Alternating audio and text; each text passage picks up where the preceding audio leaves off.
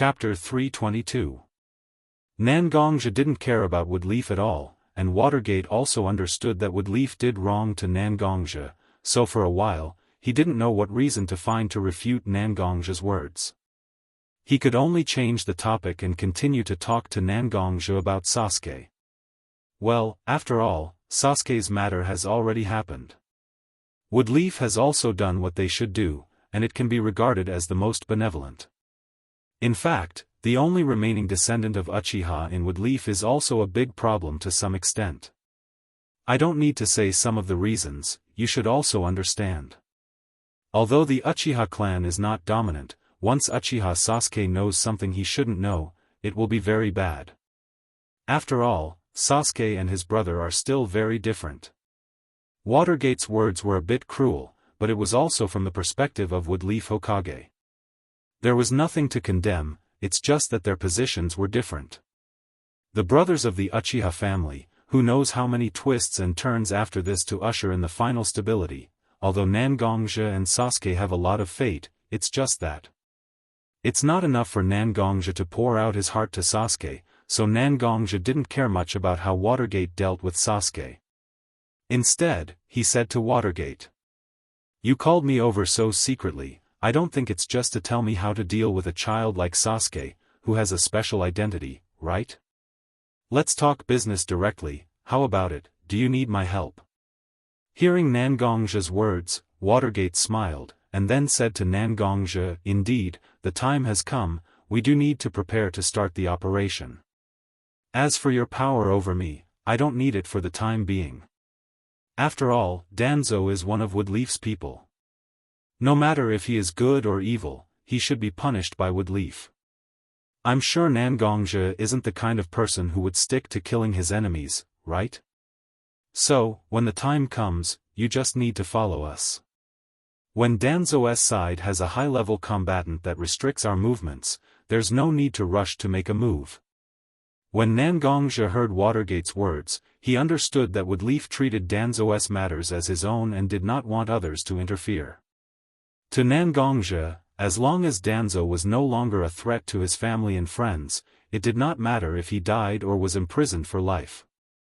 Nangongja cupped his hand slightly towards Watergate, then said, "That's good, as long as the situation calls for it, I'll naturally be on call. I'm also very interested in what will happen to Danzo in the end. Just let me know when the time comes. If there's nothing important, then I'll leave first." "Wait." Seeing that Nangongja was about to leave, Watergate raised his hand to stop Nangongja from leaving. With a little embarrassment on his face, he said to Nangongja, "I do have something to trouble you with, just say it." Watergate stretched out his finger and scratched his eyebrows slightly, a little embarrassed. But after a few times, he continued, "You know, Naruto gathered a group of his companions before to stop Sasuke from betraying Woodleaf. But the result was not so good. Many of Naruto's friends were seriously injured, and Naruto himself blamed himself for not being able to bring Sasuke back. During this time, the child's mood has become very depressed, and he is not like his original self at all. Shina Kushina and I have been persuading him for a long time, but the effect is not so good. After thinking about it, the only person in Woodleaf who can persuade Naruto well and make him listen to his words is probably you. So, I hope you can come with me to my house and persuade Naruto. After all, he is my child. Seeing him so depressed every day makes my heart uncomfortable." In the end, even Nangongja could see the deep worry in Watergate's eyes. Although Naruto has always had some resistance to Minato, it's still a pity for him. But for his child, Watergate completely gave his everything to Naruto. Just like now, Watergate and Nangongja actually had a pure interest relationship, but for his child, Watergate could still put down his face and ask Nangongja for such a request. "Naruto." Nangongja whispered Naruto's name softly. In fact, Nangongja didn't want to have anything to do with Woodleaf anymore. The reason why he tried so hard to get rid of Danzo's threat was because the few girls who followed him liked the environment of Woodleaf very much. Moreover, he did have some grievances with Danzo that needed to be resolved. But since Minato had put it this way, it would be unreasonable for Nangongja to reject him. Therefore, after a brief silence, Nangongja nodded and said to Minato, "Let's go." Since Naruto is a little confused for the time being, I've watched him grow up and was called uncle by him. Naturally, I should go and persuade him. I don't know if you are going to go with me or... Nangongja said, glancing at the backlog of documents on Watergate's desk. Many of the documents had a big red stamp on the cover. Obviously, they were very urgent. Watergate also understood Nangongja's meaning. He smiled and said, "It can't be helped. There are indeed a lot of things during this time. I won't go with you. Shinakushina is at home. During this time, because Team 7 is missing a member, she has been in a state of rest. You can go directly to my house to see Naruto." Speaking of Team 7's temporary rest, Nangongja naturally thought of Kakashi, who came to his house to eat and drink when he had nothing to do. During this time, Kakashi really seemed to have nothing to do at all. When it was time to eat, he would go to Nangongja's house with his group of psychic beasts called ninja dogs. They were actually pet dogs. They came to Nangongja's house to eat. In that case, I won't disturb you from dealing with official business. I will do my best for Naruto, but these are all knots in his heart. In the end, it still depends on whether Naruto can figure it out by himself. I believe that Naruto will be able to break free from this emotion. After all, he is the child of you and Shinakushina. Like parents, like child. Naruto will never be unable to recover from this setback. He will not stop here. Chapter 323. No matter how outstanding a person is, once something involves their wife and children, they will lose their usual indifference and wisdom. Just like Watergate, in the Hokage's office, how many people's lives are affected by a stroke of his pen? On the battlefield, he is invincible, rarely meeting an opponent, and is feared by many people. But when Naruto's situation has a problem, even Nangongja, who is not so close to him, can lower his status to ask for help. It is really emotional. After Nangongja left Watergate's office, he went straight to Watergate's house. The one who opened the door for Nangongja was naturally Watergate's wife, Shinakushina. Seeing Nangongja, Shinakushina immediately understood the purpose of Nangongja's visit. With a somewhat sad face, Shinakushina took Nangongja to Naruto's room on the second floor, and gently opened the door. Although the sky is a bit dark, Nangongja can still see Naruto sitting on the ground, holding his knees at the moment, and in front of Naruto, there is a group photo of Team 7. Naruto's eyes are a bit dull, obviously his mental state is not so good. Even with the strong physique brought by the Nine Tails chakra, Naruto still looks very tired, obviously he hasn't had a good rest for a long time. No wonder Shinakushina and Watergate are so worried, and even called Nangongja. Nangongja gave Shinakushina a look, indicating for Shinakushina to leave for a while, then he opened the door and walked into Naruto's room. Nangongja deliberately pushed the door and walked, making an extremely easy to detect sound, but Naruto still didn't respond. Seeing that Naruto didn't respond at all, and didn't even say a word, Nangongja opened his mouth to talk to Naruto first. But Naruto beat him to it. "Uncle Nangong, did you let Sasuke go?" Naruto's voice was a little trembling and hoarse, obviously because of his emotional fluctuations, and he hasn't drunk water for a while. Nangongja could imagine Naruto's feeling of being betrayed by someone close to him when Sasuke said that he supported Naruto's decision to leave the Wood Leaf. When Naruto was very young, Nangongja accompanied Naruto. In that childhood without fatherly love, Nangongja undoubtedly occupied part of Naruto's father role to a certain extent. So, Sasuke's departure, his concealment, and acquiescence actually caused the most damage to Naruto. I won't make a decision for anyone, whether it's you or Sasuke. I just analyzed Sasuke's situation when he left the Wood Leaf and stayed in the Wood Leaf. And I believe that even without my opinion, Sasuke would still leave. After all, Sasuke has always been like this, extremely opinionated, especially when it comes to his own growth. So, I just respected Sasuke's decision. Nangongja was very casual about his own opinion and his role in Sasuke's departure from the Woodleaf matter, but Naruto was caught in his own strange circle, and said to Nangongja, "Even so, uncle, you still played a role in promoting him, didn't you? The three of us have experienced so much together, and we grew so smoothly and significantly when we were in the same team. Why did Sasuke have to leave the Woodleaf? He even didn't hesitate to throw himself into the hands of that madman Orochimaru. Things like strength, as long as you diligently practice, you can always improve, right? I also learned a ninjutsu called Rasengan from my father during this period of time, just to catch up with Sasuke's pace. Isn't this the way to endure? Compete with each other, promote each other, and then grow together." In the end, Naruto's voice was almost a roar, but it was deliberately covered up and became more low. But such a low roar had a deafening feeling, and it made people feel like their heart was being oppressed. Looking carefully at Naruto's eyes, Nangongja quickly found that there was some orange color in them. Shina Kushina, who was waiting downstairs for Nangongja, also quickly felt the Nine Tails chakra, and the chakra on her body was also ready. Once Naruto showed signs of going berserk, she would immediately use the Uzumaki's ninjutsu to seal her child's movements. But Shina Kushina's eyes were full of worry and sadness when she looked at me. If it wasn't for the fact that she had no other choice, Shina Kushina wouldn't be willing to treat her child like this.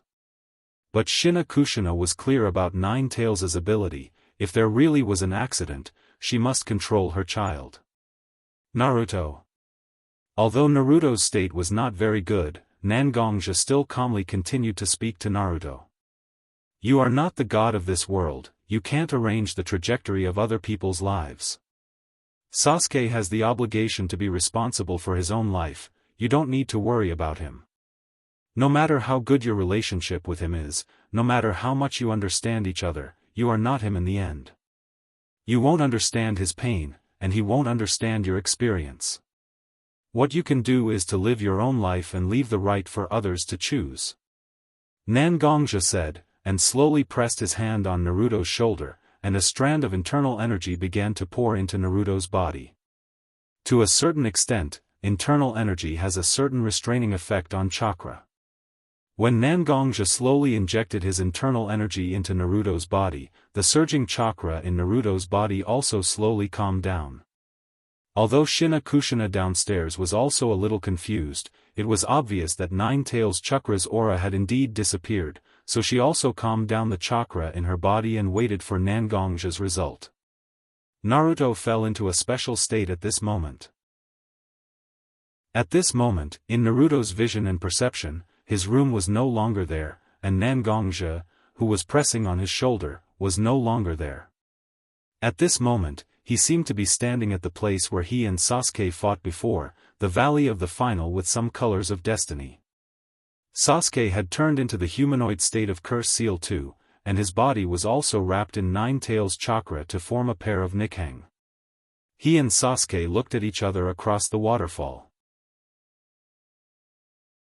Chapter 324. Looking at Sasuke standing opposite him, Naruto didn't know what to say for a while. And in a trance, Sasuke, who was originally looking at him across the waterfall, suddenly appeared in front of him. The distance between the two was not even more than 1 meter. Naruto, seeing that Naruto didn't speak, Sasuke called out Naruto's name first. And Naruto was also stunned, because Naruto knew that everything in front of him now was not real. But the Sasuke in front of him looked so real that he couldn't figure it out. "You." Naruto looked at Sasuke, but still decided to say something in his heart, regardless of whether the Sasuke in front of him was real or fake. "Sasuke, I'm a very stupid guy, I don't know if you are real or fake in front of me now. In fact, I didn't like you very much, because compared to me, you were so dazzling. Everyone was overshadowed by your brilliance, excellent grades, handsome appearance, and learned a particularly powerful swordsmanship from Uncle Nangong.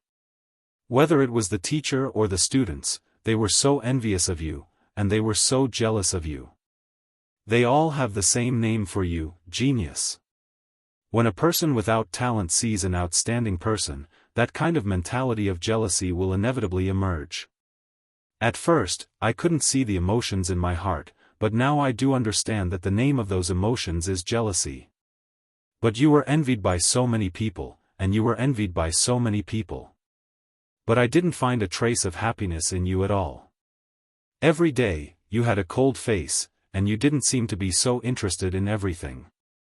But sometimes, you would fall into an inexplicable state of contemplation. At that time, your eyes would be filled with pain. You would be like a severely injured beast, rejecting everyone who came close to you and unwilling to get close to anyone else. That was a kind of, how to say it? Deep loneliness. Later, we were assigned to a team. In Team 7, we were almost together day and night. Slowly, I found that you were not so annoying. You were also a person who was willing to be injured in order to protect your teammates. When you saw a strong opponent, you would be excited to tremble. In the battles and days of getting along with each other, I slowly regarded you as my partner, my best friend. But, you still left.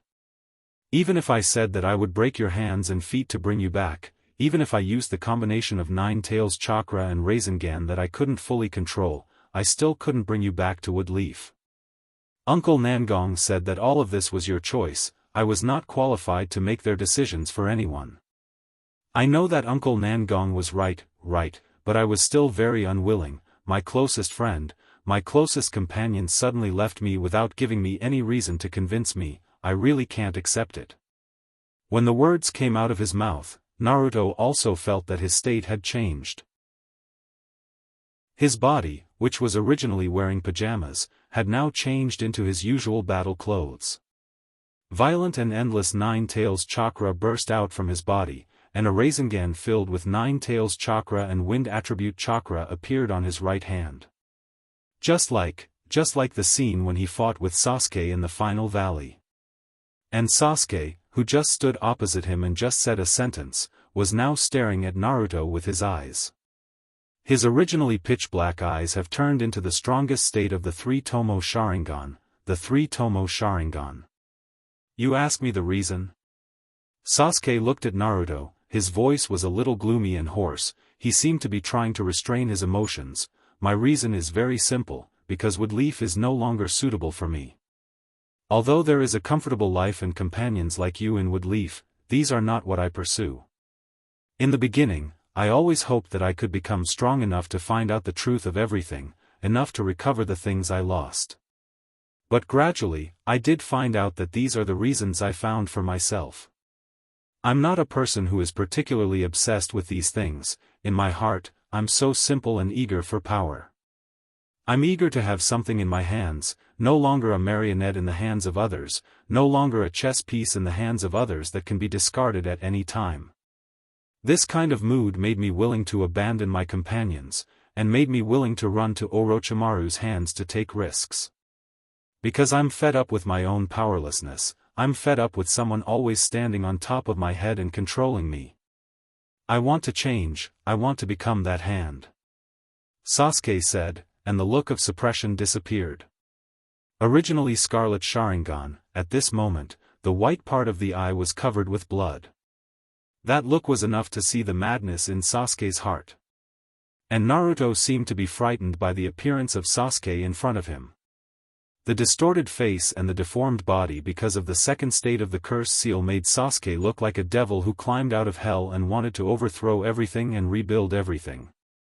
Gradually, Naruto only felt that his eyes were blurred for a while, and everything in Naruto's eyes began to become illusory, until finally his consciousness fell into a deep pool, and a strong fatigue attacked his brain.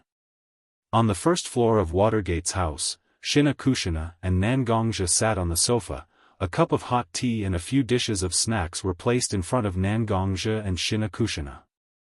Obviously, Shina Kushina took them out to entertain Nangongja. Naruto, is he okay? Shina Kushina asked Nangongja with some apprehension. Obviously, she had endured for a long time before asking this question to Naruto. "Don't worry." Nangongjia smiled, which also made Shina Kushina's mood slightly relaxed. The reason why Naruto is in such a bad state this time is indeed because of Sasuke's sudden departure from the village. On the other hand, it's also because before this, he used the Nine Tails chakra, which was beyond his control, on me. Although the chakra that was mobilized by Naruto has returned to the Nine Tails body, there are still some remnants that affect Naruto's mood. I suppressed the residual chakra in Naruto's body with my own internal strength, and used a little hypnosis technique to push Naruto into a deep sleep. According to my inference, Naruto will wake up tomorrow morning, and there won't be any impact. You can rest assured. Chapter 325. In the forest outside Woodleaf, it was still so quiet. But today's silence was a bit too much. There wasn't even the sound of birds or insects. It was like the autumn wind had swept through this huge forest at this moment, returning everything to its most primitive state. But in the dark corner of the forest, it was very lively at this moment. A shadow passed by, and Watergate and Nangongjia stood a little farther away from this noisy place. After the incident of the Uchiha clan, 3 generations, he ordered the elimination of Root and the removal of Danzo from the position of Hokage's assistant. However, it was only a nominal disbandment. Root would use extremely cruel brainwashing methods on their own people, so their cohesion had reached an inhuman level. Today, we have found most of Root's bases in Woodleaf, but there must be some Root members left in the outside world. It's really pitiful for these people who were persecuted by Root. It wasn't until today that I have enough strength to eliminate Root. Watergate looked at the large forest in front of him with some pity. Under this forest is the largest base of Root in Woodleaf. Since he has decided to eliminate Root, Watergate is naturally prepared. No matter the size of Woodleaf's base, as long as it is Root's base, ninjas loyal to Watergate are gathering. As long as the appointed time is reached, these people will directly enter Root's base. The number of jonin participating in this operation is very large. The 3 clan heads of Inoshikacho are all present. Hatake Kakashi and Might Guy are also participating in this operation. Kurenai, Yuan Fei, Asuma, and other jonin loyal to Watergate, as well as the Umbu under Watergate's direct command, are already outside the other bases at this moment, waiting for the opportunity to attack. This war, Root will not be able to escape. Looking at Watergate's compassionate look, Nangongjia didn't think that Watergate is so noble. From Watergate's words, it is enough to prove that Root's actions are actually clear to Woodleaf's higher-ups. But over the years, Root has never been eliminated, and even became stronger. Why? The reason is that although Root's actions are very ruthless, they still bring enough benefits to Woodleaf. Many things that are not suitable for Woodleaf to do are solved by Root. Some people who need to be killed but don't know who killed them, some experiments involving human relations, a lot of such shady tasks are carried out by Root. Therefore, Woodleaf's higher-ups are reluctant to directly eliminate Root. Even if the Hokage gave the order, the people under him didn't do anything, so that Root was almost unaffected, and even buried deeper in the ground. This time, if it wasn't for Watergate and Narashikaku's eloquence to persuade most of Woodleaf's higher-ups, this operation is very likely to be unfinished. For the group of people in charge of Woodleaf, you can use the power in your hands to seize benefits for yourself, accumulate wealth, and even do more things that are unacceptable to ordinary people. But the premise of all this is to ensure the interests of Woodleaf. The damage caused by Orochimaru's invasion is obvious to all. Although the Sand took the initiative to surrender and recovered some losses for Woodleaf, the Land of Wind itself is a remote place. How much can they compensate? More importantly, Woodleaf was invaded at such a time, which made Woodleaf's strength decline in the eyes of many clients. This could be seen from the obvious drop in the commission rate during this period of time. These things naturally have to push out a person to take the blame. Orochimaru alone is not enough, so Danzo was logically abandoned. Boom! Hundreds of meters in front of Watergate and Nangongzhe, a huge explosion sounded. The sky was filled with huge gray and orange flames. This is the phenomenon when the barrier is forcibly broken, and it is also the attack signal agreed by many ninjas attacking route. Kill! Kill! Kill! In all the hidden places of Woodleaf, at this moment, there were shouts of killing. At this moment it was already late at night. Who knows how many people who were sleeping were suddenly awakened by the sudden appearance of a huge explosion and the shouts of killing around Woodleaf. In front of Nangongzhe, Woodleaf ninjas and Root ninjas were fighting fiercely. Root's level of brainwashing and teaching is really good. But even so, a Root ninja can block 2 Woodleaf ninjas, but can he block the pincer attack of 3 Woodleaf ninjas? Root, after all, is a secret organization, and after the 3 generations issued the order to ban Root, Root also lost its righteous name. Although there are some new members joining over the years, they still can't keep up with the high death rate and disability rate of Root. Root is indeed in a state of lack of manpower, and its strength is weak. Watergate can be said to have chosen a good time to attack Root. Nangongzhe looked at the battlefield in front of him, and for a moment, he remembered his state of mind during the Shinobi World War. The blood that had cooled down a little because of taking charge of Blood Cloth Pavilion and hibernating in Woodleaf Village was now ignited again. How many years has it been since Nangongzhe had a good fight? Even during the previous Woodleaf collapse plan, Nangongzhe gave most of the fighting to others. Even the battle with Ichibi Shikaku was mostly led by Li Yang. The reason was that Nangongzhe felt that there was no need for him to fight, but at this moment, Nangongzhe was fighting against his enemy, Root. In the end, Nangongzhe is actually a guy who holds grudges, and all kinds of bad relationships with Root made Nangongzhe unable to bear it anymore. With one hand on the hilt of his sword, Nangongzhe jumped and joined the battlefield. Most of the ninjas who are loyal to Watergate on the battlefield are veteran jonin, so they are naturally interested in Nangongzhe, the Yama, who shone in the Shinobi World War. Over the years, Nangongzhe hasn't fought in public, and everyone is very curious about Nangongzhe's strength, so they all paid attention to Nangongzhe's fight. Even Watergate is watching Nangongzhe closely, hoping to see how strong Nangongzhe is. After all, Nangongzhe doesn't practice chakra, and his main attack method is his own exquisite swordsmanship. Only by seeing it with one's own eyes can you see some of the mysteries. Chapter 326. When Nangongzhe jumped into the battlefield, there wasn't any sword energy as usual. Instead, it was very calm, like a drop of water in a lake. Even the ripples were difficult to detect. Nangongzhe was no longer as arrogant and domineering as before. He simply held his heavenly calamity sword and walked through the battlefield as if he was taking a stroll.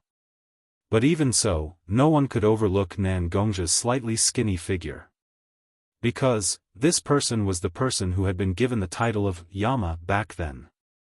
Such a title was naturally accumulated through the accumulation of human lives. Such a person can't be ignored at will even if he doesn't show his strength. Finally, Nangongzhe slowly walked to the center of the battlefield. Looking around, Root Shinobi and Konoha Shinobi were fighting each other everywhere. But as Nangongzhe gradually walked to the center of the battlefield, Root ninjas and Woodleaf ninjas spontaneously began to slowly withdraw from the battle at this moment. Woodleaf ninjas gradually stood behind Nangongzhe, and Root ninjas naturally stood opposite Nangongzhe. You all come together. Nangongzhe didn't feel any tension because he was facing countless Root ninjas. He just said to the many ninjas on the opposite side. Root ninjas are naturally not emotional people, but Woodleaf ninjas heard Nangongzhe's words and naturally respected Nangongzhe's decision. They all took half a step back and clenched their weapons, ready to support at any time. Looking at their companions, the Root ninjas also made up their minds. Facing a single target like Nangongzhe, it's not advisable to just use ninjutsu to attack, because it can be easily dodged, and it will consume a lot of chakra. The loss is not worth it. Most of the Root ninjas facing Nangongzhe casually pulled out their weapons and rushed towards Nangongzhe. Of course, some root ninjas quietly hid their bodies, ready to kill Nangongzhi at any time when Nangongzhi didn't have time to react. Most ninjas are good at surprise attacks, and speed is naturally an important factor in a surprise attack. Every root ninja that was rushing towards Nangongzhi was trying their best to increase their speed, leaving afterimages in the air due to their high-speed movement. Nangongzhi's sword-like eyebrows slightly raised, the tribulation sword in his hand was also pulled out of the scabbard by Nangongzhi. The sound of the blade and scabbard rubbing against each other was very clear, like a dragon's roar, echoing on the battlefield. Ha! With a soft shout, Nangongzhi swung his sword towards the root ninja rushing towards him. The speed of the blade was faster than the speed of the root ninja, and in the blink of an eye, Nangongzhi's tribulation sword was already on the body of the root ninja in front of him. A huge wound extended from the left shoulder to the right waist of the root ninja, blood staining the root ninja's clothes red, as if he was wearing a kasaya. Nangongzhi's move was the most basic kasaya chop. When Nangongzhi first started practicing swordsmanship, he focused on the subtlety and flexibility of swordsmanship. Every day, Nangongzhi tried his best to make his swordsmanship more complex and unpredictable, so he practiced hard day after day, constantly learning various swordsmanship to increase the number of swordsmanship he knew. At that time, the Shinobi World War also provided Nangongzhi with a lot of opportunities to practice swordsmanship, and it was also because of these many killings that Nangongzhi made a name for himself as Yama. But after the war ended, Nangongzhi gradually lost the opportunity to fight, and his restless heart naturally calmed down. Nangongzhi finally had the opportunity to fully examine his shortcomings, and found that his strength had reached a bottleneck. It was impossible to get out of this predicament just by relying on the accumulation of swordsmanship, so Nangongzhi began to slowly discover the existence of swordsmanship. And then, after a long day of thinking, he finally came to a conclusion, and that is, potential. There is a time when a person's strength is limited, and heaven and earth do not exist. No matter how strong a person is, he will be limited by his own body's aptitude and be limited to a limited range. But heaven and earth are boundless, the size of the sky is unknown, and the thickness of the earth is unknown. The power called potential that Nangongzhi thought of was to connect his body with heaven and earth, and borrow the power of heaven and earth. In other words, using the power of heaven and earth called natural energy, the power of heaven's disaster sword that can connect with natural energy is the key to Nangongzhi's potential. It is precisely because of this that Nangongzhi can use swordsmanship so exquisitely. Over the years, Nangongzhi gradually used this weapon called potential more and more ingeniously, and now it has reached the point where the sword domain is 5 meters around him. As long as it is within 5 meters of Nangongzhi's body, almost every place is under the control of Nangongzhi. As long as Nangongzhi wants, his sword can appear anywhere. Gently waving his heaven's disaster sword, scarlet blood turned into a line of blood that floated on the ground. Putting his sword back into the scabbard, he walked step by step towards the direction of the root ninjas. The root ninjas also know that in a one-on-one battle, they have no way to kill Nangongzhi, so they all joined together and rushed towards Nangongzhi. Every time a ninja enters within 5 meters of Nangongzhi, a sharp sword light will appear beside him, and a line of blood will appear on his neck, and he will lose his life. And all of this, in the eyes of the people next to him, is just Nangongzhi gently flicking his fingers with the hand holding the sword. Seizing an elite that Root has painstakingly cultivated is just such a simple thing. Naturally, Konoha's ninjas behind Nangong Zetsu also saw it clearly, and they all shouted one after another. Nangong-sama is mighty. Yama-sama really deserves his reputation. Standing behind the Woodleaf ninjas, Watergate also noticed the cheers in front of him, and after asking about the situation, his eyes also lit up. Nangongzhi. This kind of power must be in my hands. As long as I can have Nangongzhi to cooperate with me, then Woodleaf will definitely prosper in my hands. Chapter 327. Every root ninja who rushed towards Nangongzhi fell to the ground in an instant, blood spurting out from their severed necks. Gradually, even the soil couldn't completely absorb the blood. The blood gradually gathered into a shallow puddle, and around the puddle, there was still a lot of blood flowing into the puddle. From this, it can be seen how many root ninjas have already lost their lives in the hands of Nangongzhi. The people of Root have never been afraid of death, but this kind of worthless death really made the ninjas of Root feel very cold. After all, their companions rushed forward one after another and lost their lives one by one, and in exchange, Nangongzhi just flicked his finger. The price and the reward were simply not proportional. Such a situation really made many Root ninjas feel cold. Minato Watergate. 4th Hokage. How dare you bully me, how dare you bully my Root? A slightly old voice suddenly resounded in the battlefield. Nangongzhi heard this familiar voice, and his eyes finally flashed. The Root ninjas who rushed within 5 meters of Nangongzhi didn't seem to be affected by Nangongzhi's invisible slash. Just as they were about to attack, they found that Nangongzhi was looking at their eyes. Strange, isn't it? Obviously, Nangongzhi only has a pair of eyes, but every Root ninja felt that Nangongzhi's gaze penetrated their eyes. Nangongzhi's eyes were so cold that every Root ninja who had sealed their emotions to a certain extent felt a chill in their hearts. Nangongzhi was obviously full of flaws, and the terrifying sword domain just now no longer existed, but no Root ninja dared to step forward and attack Nangongzhi. Hishimura-sama. That's not right. How did I bully you? How did I bully your Root?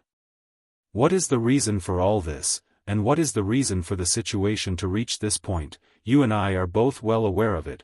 Why do you have to say such childish words? Watergate, who was standing in the distance, suddenly appeared beside Nangongzhi. Watergate had a slight smile on his face, and he looked at Danzo standing opposite him with a bit of mockery in his eyes. Shimura Danzo and the 3 generations were of the same generation, and the 3 generations were already old and had white hair. Danzo himself now looked a little old, although his body still looked relatively strong. His white hair looked a little old. Looking at himself, he's only in his 30s, almost 40 years old. This is the peak of a ninja's life. With this kind of strength, how can Danzo compete with the young and strong 4th Hokage for power and profit? It seems. Hokage-sama, you seem to think that you can defeat me? I don't know where your confidence comes from. Is it the ninjas you brought with you, or the man called Yama who came with you? Danzo didn't seem to be aware of how dangerous his situation was, and he still stood firmly opposite Watergate with his cane. Aren't you underestimating me and my roots a little too much? As the Hokage, you should naturally know how much resources our root has consumed over the years. Moreover, what you know is only some information on the books. How could we not have gained anything after so many years? What's more, you're already at our doorstep, and you're trying to wipe out our roots. Regardless of whether these methods are useful or not, we naturally have to give it a try. Well. You have been delaying for so long, presumably no matter what kind of methods you have, you should be almost ready, right? Whether it's a mule or a horse, just take it out and show it to us.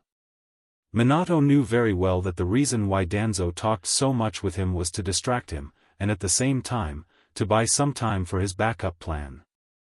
It wasn't that Watergate hadn't thought of stopping Danzo's preparations in advance, but if he directly destroyed Danzo's backup plan, he didn't know what kind of crazy things the exasperated Danzo would do. It would be better to do what he was doing now and deal with every move as they came, limiting the damage to the wood leaf as much as possible. He glanced at Nangongzhi. The two of them exchanged glances, and it seemed like they had some sort of communication. Nangongzhi took a few steps forward and spoke to Danzo. I don't know if the busy Danzo-sama still remembers a small character like me. Back then, Lord Danzo-sama could be said to be high and mighty. You planted your own people around me to monitor me, and when you wanted to control me, you simply kidnapped my family. For the sake of my family, you and I could be considered to have fought a battle back then. But because of this, I also left the wood leaf and drifted away. It's fine that I don't have a fixed residence, but my sister and my family have left this place that has occupied almost all of my memories, just like an undeserved calamity. Danzo, Sama, do you know how much I wanted you to experience this feeling of anger and powerlessness at that time? Do you know? As he spoke, Nangongja's face became distorted, as if he was really exasperated. He pulled out the Heaven's Calamity sword from his hand. The dark blade was now emitting a moonlight-like brilliance. Nangongja's sudden attack also startled the guard standing beside Danzo. After all, the battle between Nangongja and the root ninjas was still vivid in their minds. Nangongja's combat power is really terrifying. Danzo still looked coldly at Nangongja's sudden attack, as if he saw something interesting. Danzo had already investigated Nangongja's temperament a few years ago. Danzo found Nangongja's current behavior very amusing. With a gentle wave of his hand, several figures quickly rushed out from behind Danzo. These people were wrapped in black clothes, and their aura was very strange. Nangongja's strength is already at the Kage level, but suddenly being entangled by 10 of these strange root ninjas, he couldn't get away. Even under the pressure of 10 root ninjas, he gradually left the central battlefield. Chapter 328. Nangongja looked at the 10 strange ninjas from root standing around him, and the anger and embarrassment he felt from being forced to come here disappeared in an instant.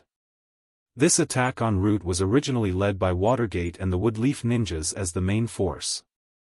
Nangongja said that he was here to help, but in fact, he was here to support the situation, and he would only make a move when there was no other choice. Just like now, Danzo obviously had some powerful backup plan, so Nangongja naturally had to seize the opportunity to be dragged here by these fierce-looking ninjas, and naturally leave the battlefield. It was precisely because of this that Nangongja was helplessly brought here by these ninjas. Then, let me see what you are. Nangongja said, and the tribulation sword in his hand suddenly came out of its sheath. The sword domain that was so powerful just now was activated again at this moment, and it was activated under the premise that the tribulation sword was completely unsheathed, so the power of the sword domain was naturally multiplied. The sword flashed, and the mask on the face of the man in black closest to Nangongja was cut off. The mask naturally couldn't withstand the sharpness of the sword, and the entire mask was now a tattered piece of cloth hanging on the face of the root ninja opposite Nangongja.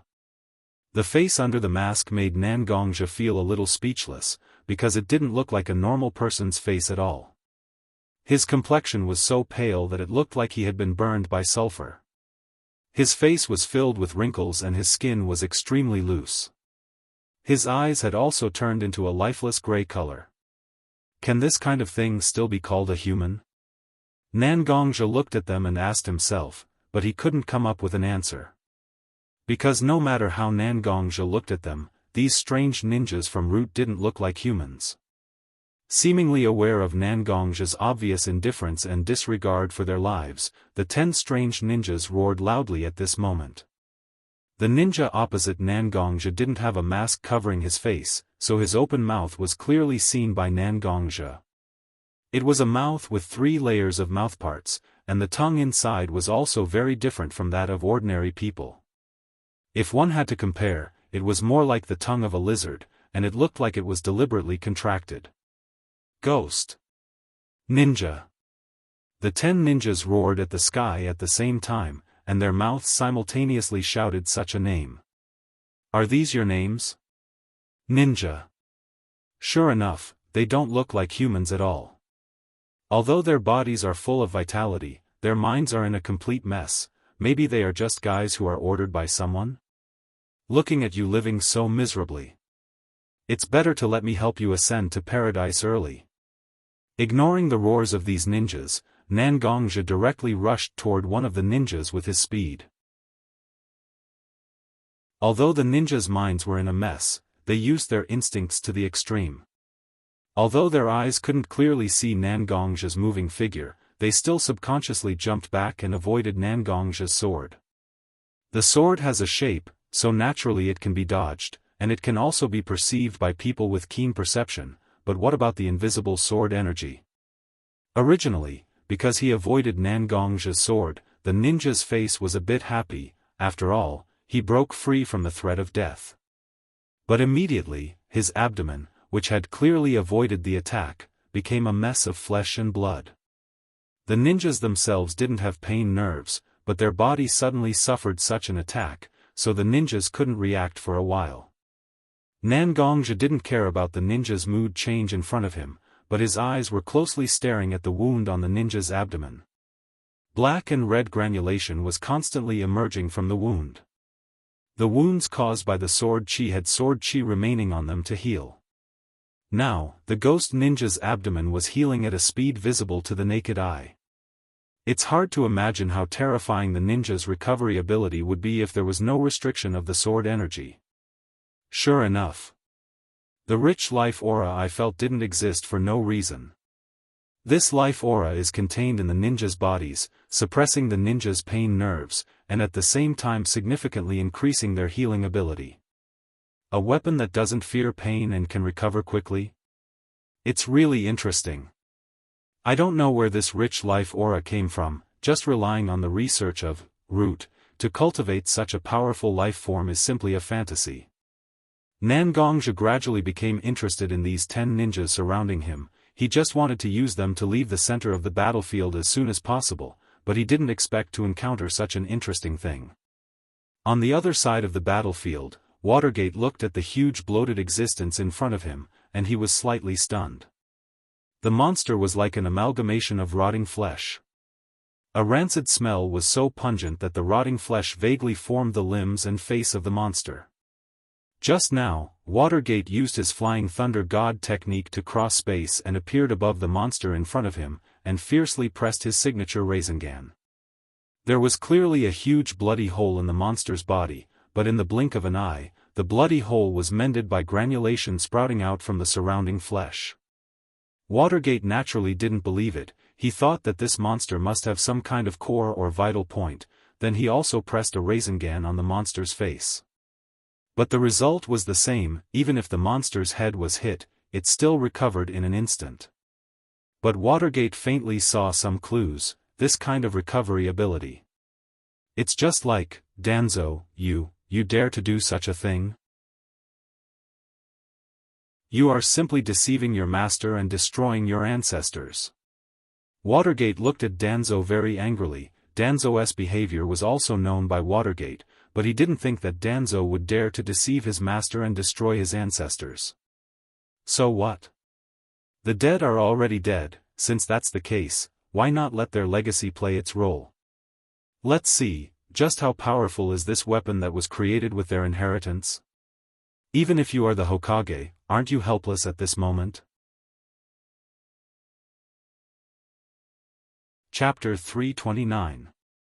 That's right, whether it's the 10 shinobi standing around Nangongjo or the huge rotten meat monster standing in front of Watergate, they all came from the legacy of a strong wood leaf, the cells of the first Hokage Senju Takuma. Whether it's their pale skin or their extraordinary recovery speed, they are all products of Root's research on replicating the first Hokage. Whether it's the shinobi or the giant beast, they are all products of failure.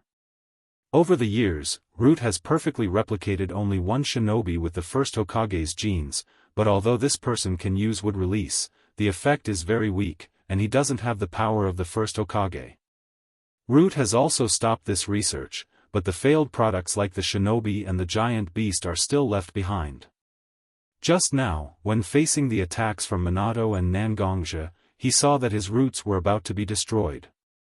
Danzo finally remembered these failed experiments. On the one hand, he let his researchers debug these failed products. On the other hand, he came out to delay Watergate's attack, so that his people can deal with the important information in the base that can't be leaked. Roar, roar. The giant beast in front of Watergate suddenly roared towards the sky, and the mouth made of rotten meat on its face instantly opened, and a fishy smell came out of the mouth of the giant beast.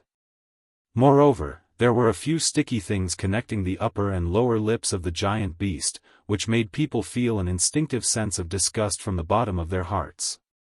Naturally, Minato wouldn't just sit there and wait for his death. It would be troublesome to deal with such a giant beast with his own strength, and the most important thing was that this giant beast's size wasn't that easy to stop. So at this moment, Watergate's hands flew up and down, and a ninjutsu was completed in an instant. He gently bit the skin of his thumb, and a drop of blood flowed out from the wound. Leaving a trace of blood on his palm, Watergate pressed his palm on the ground, and a string of spells spread out from the place where Watergate's palm pressed. Summoning Jutsu. Toad Gamabunta, lend me your power. The smoke rose, but it dissipated in an instant. A toad wearing a short coat, a short sword on his back, and a huge pipe in his mouth suddenly appeared in the empty forest at this moment. Watergate boy, you really don't think of me if there's no trouble. This disgusting and ragged fellow seems to be quite troublesome to deal with. If I were to use my own dagger to hack such a fellow, I'm really worried that my dagger wouldn't be clean enough. Toad Gamabunta looked at the giant beast in front of him with disdain. He was even worried that the giant beast's flesh would make his short sword wouldn't be able to clean it. He simply didn't put the giant beast in his eyes. Roar, roar. After a loud roar, he charged straight towards Toad Gamabunta. After Watergate summoned Toad Gamabunta, he stood on top of his head and said loudly to Toad Gamabunta. There's no choice, boss. This guy's body is a huge threat. I naturally don't care about him, but with his recovery speed and body size, if he really enters the wood leaf, the damage he can cause wouldn't be less than 9 tails. You and I should just kill this guy here and not let him have a chance to damage the wood leaf. Toad Gamabunta was very close to Watergate, otherwise, he wouldn't have been summoned by Watergate and even allowed Watergate to stand on top of his head. Toad Gamabunta was naturally clear of Watergate's ambitions. The wood leaf was something that Watergate must protect. Thus, Toad Gamabunta removed the pipe from his mouth and tapped on the tobacco before keeping it in his bosom. Using his own hands, claws. He extended his hands to the hilt of his short blade, slowly unsheathing it and placing it in front of his body. One hand on the hilt, the other hand lightly pressed on the blade's spine. Evidently, he was displaying an extremely high-level blade technique. Mystic Wood Mountain's secret technique, water-severing blade. Toad Gamabunta's originally round eyes opened even wider at this moment. The short blade in his hand spun around half a circle. The hand that was originally pressing on the blade's spine also slowly brushed the blade's edge. Chakra continuously poured into the blade from the hand that was brushing the blade's edge. Toad Bunta raised the dagger up high, so high that it was even higher than his head. Ha! A loud roar resounded through the sky, and the dark clouds that had been slightly covering Mingyu's face seemed to have dispersed in an instant. The short blade in Toad Bunta's hand fiercely pierced into the ground. Spiderweb cracks with white light appeared on the ground. No! It wasn't white light, but streams of highly compressed water spurting out. These streams of water emitted white light because of the moonlight's illumination. Gradually, these streams of water seemed to be under immense pressure as they shot towards the sky. Toad Gamabunta also exerted all his strength to pull out the short blade from the ground, slashing towards the sky. As the short blade was pulled out, the originally compressed streams of water completely exploded out. Because of the strength and direction of Toad Gamabunta's blade, these high-pressure streams of water rushed towards the gigantic beast. When these streams of water hit its body, the gigantic beast was gradually unable to resist. The rotting flesh on the gigantic beast's body started to fall off piece by piece under the scouring of the high-speed streams of water, being carried away by the streams of water. Visible to the naked eye, the gigantic beast's body started to shrink. The originally extremely intimidating roar also became softer and softer. The streams of water continued to forcefully scour the gigantic beast's body, but Toad Gamabunta's expression became increasingly unsightly. Because even though a portion of these streams of water came from underground water, whether it was the high pressure or the external streams of water, they were all maintained by Toad Gamabunta's chakra and water escape technique. Right now, Toad Gamabunta was actually nearing his limit. Watergate naturally understood this point. Thus, Watergate also slowly raised his right hand and placed it in front of his chest. Originally, this was a technique that I researched for the future Naruto, but I didn't expect to use it at this time. Chapter 330. Watergate controlled his chakra and condensed it in the palm of his right hand. Slowly, a blue chakra sphere appeared in Watergate's palm. Watergate's signature ninjutsu, Rasengan, appeared in Watergate's hand. However, the amount of chakra that Watergate released didn't decrease because of the formation of Rasengan. Instead, it became more and more. Around the Rasengan, which had begun to stabilize, a chakra was constantly rotating and entangling around the Rasengan because of the excessive infusion. Watergate also gathered the Rasengan in his hand high above his head. The volume of the Rasengan slowly began to expand. The huge amount of chakra made every ninja who was around the battlefield feel palpitations. Should it be said that Watergate was worthy of his reputation? This man who was praised by almost all ninjas as the most suitable ninja for me at this moment actually used such a terrible self-developed ninjutsu, which was a huge shock to many ninjas. My child was born with a chakra capacity that was beyond ordinary people. When he officially graduated as a genin, his chakra capacity had exceeded the total amount of chakra of ordinary jonin. I considered that it would be difficult for a child to control such a huge amount of chakra in his body, not to mention that there was a more important existence that constantly disturbed my child's control of chakra. Since there was no way to do it carefully, then I had to do it with extreme violence. After I figured out this point, I began to try to inject a large amount of chakra into the Rasengan.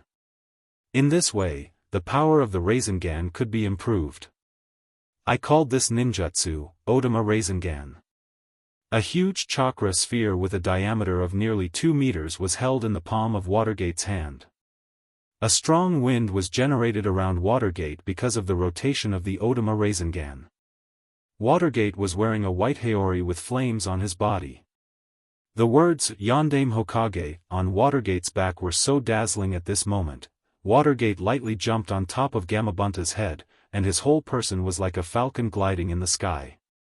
He held the Odama Rasengan in his hand and pressed it towards the giant beast that was struggling in the high-pressure water flow. The huge chakra that was originally compressed in the Odama Rasengan instantly burst out. The high-pressure water flow and the remains of the giant beast rotated together, and the giant beast's body began to slowly distort and blur until it disappeared. After Gamabunta said goodbye to Watergate, he turned into a huge cloud of smoke and disappeared. Watergate also stood in front of Danzo in an instant, holding his special kunai in his hand and looking at Danzo with hostility. I didn't expect you to have grown to this point. Danzo looked at Watergate's great power in front of him, and the guards around him who have been trained by him to have no feelings at all, at this moment, because of the powerful strength shown by Watergate, their legs were slightly trembling because of the fear of death in their hearts. Danzo knew that he was defeated this time. Although he is not without the power to fight back in life-saving means, there is a limit to the number of times he can use these means, and he can't use them indefinitely. Now there are at least thousands of ninjas loyal to Watergate around him, and among them, there are not only Kage-level ninjas like Watergate and Nangongja, but there are also many Jonin-level ninjas. Even if he can save himself once or twice, how can he save himself 10 times, 100 times, 1,000 times?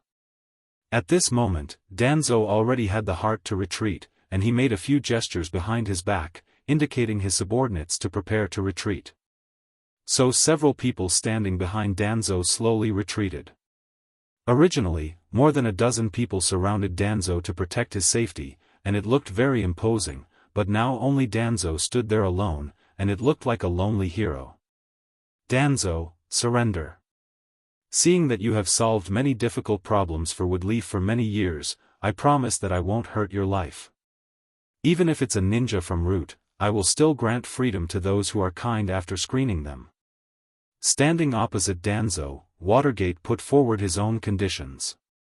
The reason why Watergate and Root are fighting is because the existence of Root hinders Watergate's centralization of power in Woodleaf, and it is obvious that Root is the most despised person in many things, so dealing with Root has become a matter of course.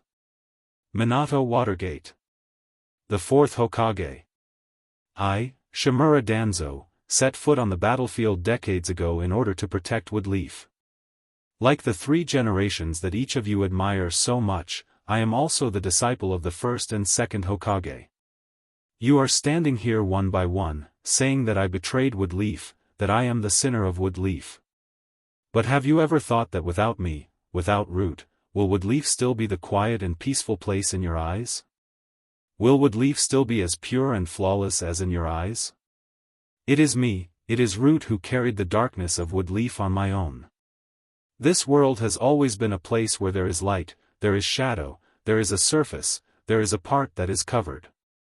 Woodleaf is a raging flame, and it will also produce a lot of shadows.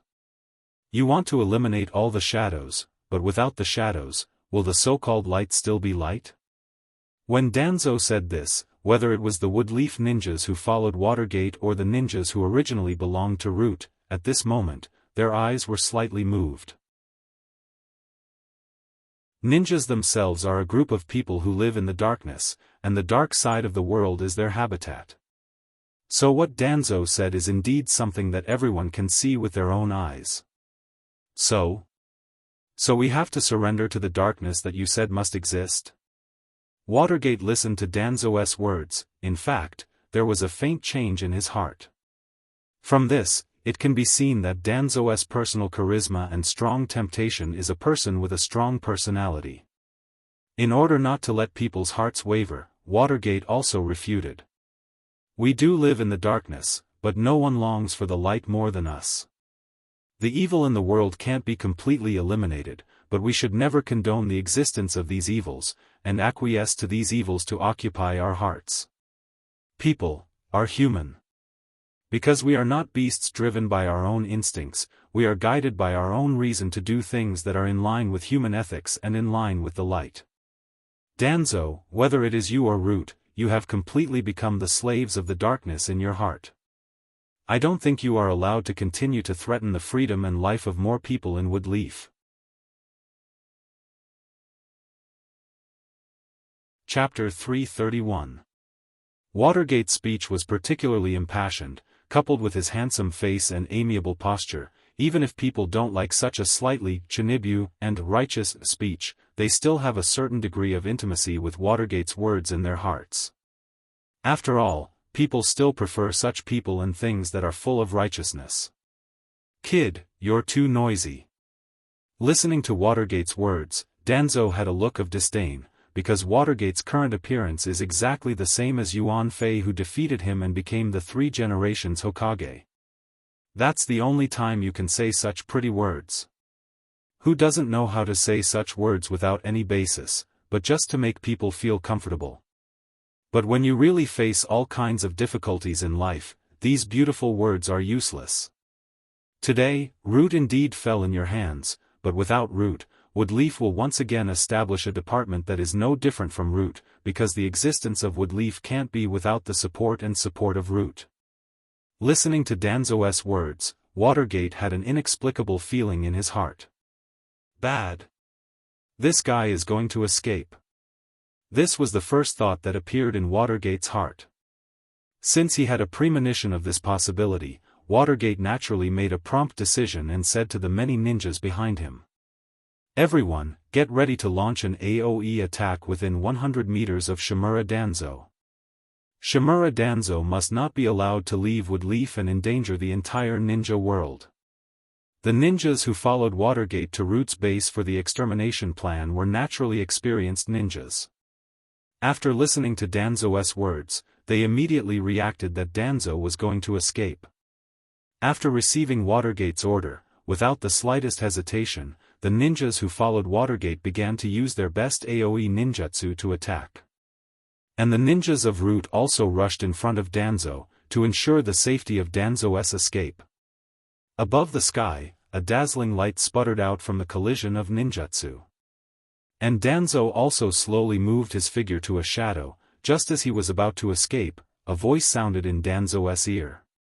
"Shimura Danzo, I clearly promised you that I won't kill you, why did you choose to stand on the opposite side of Woodleaf?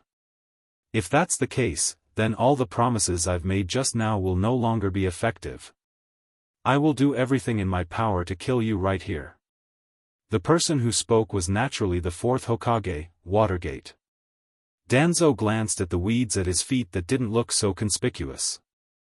Presumably, this kunai was deliberately left behind by Watergate when he was fighting with the rotten meat behemoth to prevent Danzo from suddenly retreating. "To be honest, I really admire your ability, Minato. If it was possible, I would have accepted you as my disciple in the first place. But nothing is possible. Perhaps, you and I are destined to walk on two opposite paths, gradually drifting apart. Today, I will leave Woodleaf unscathed. And you will be ready in Woodleaf, waiting for the day when I make a comeback. I will be the next Hokage of Woodleaf." Danzo didn't hide his desire for the position of Hokage, but Watergate didn't take it to heart. After all, Danzo was old and muddle-headed, his strength must be far from his peak state. On the other hand, his body was strong and his strength was improving all the time. He could end Danzo's life now, so wouldn't his threats and ambitions be useless? These words, I'll leave them for you to think about in your dreams in hell. Watergate directly changed his right hand into a claw and fiercely pressed down on Danzo's abdomen. A blue chakra ball also formed in the palm of Watergate's right hand. Watergate thought that Danzo would try his best to avoid his attack, but Danzo didn't seem to have the intention to avoid it at all. Seeing that the Rasengan had already fallen on Danzo's body, but the scene of the chakra twisting Danzo's abdomen, and Danzo flying because of the huge force of the Rasengan didn't appear at all. The Rasengan passed through Danzo's abdomen like passing through air, and even Watergate's arm and body directly passed through Danzo's body because of inertia. At the moment when the Rasengan passed through Danzo's abdomen, Watergate immediately used the tip of his left foot to rub the ground with his right foot horizontally, and instantly turned his back to Danzo. Illusion. Watergate tentatively said to Danzo. After all, when he attacked Danzo with the Rasengan just now, it didn't feel real at all. In such a situation, the first thing that came to mind was an illusion. But as if to mock Watergate, Danzo slowly bent down and picked up the special kunai that Watergate had just quietly thrown here from the ground.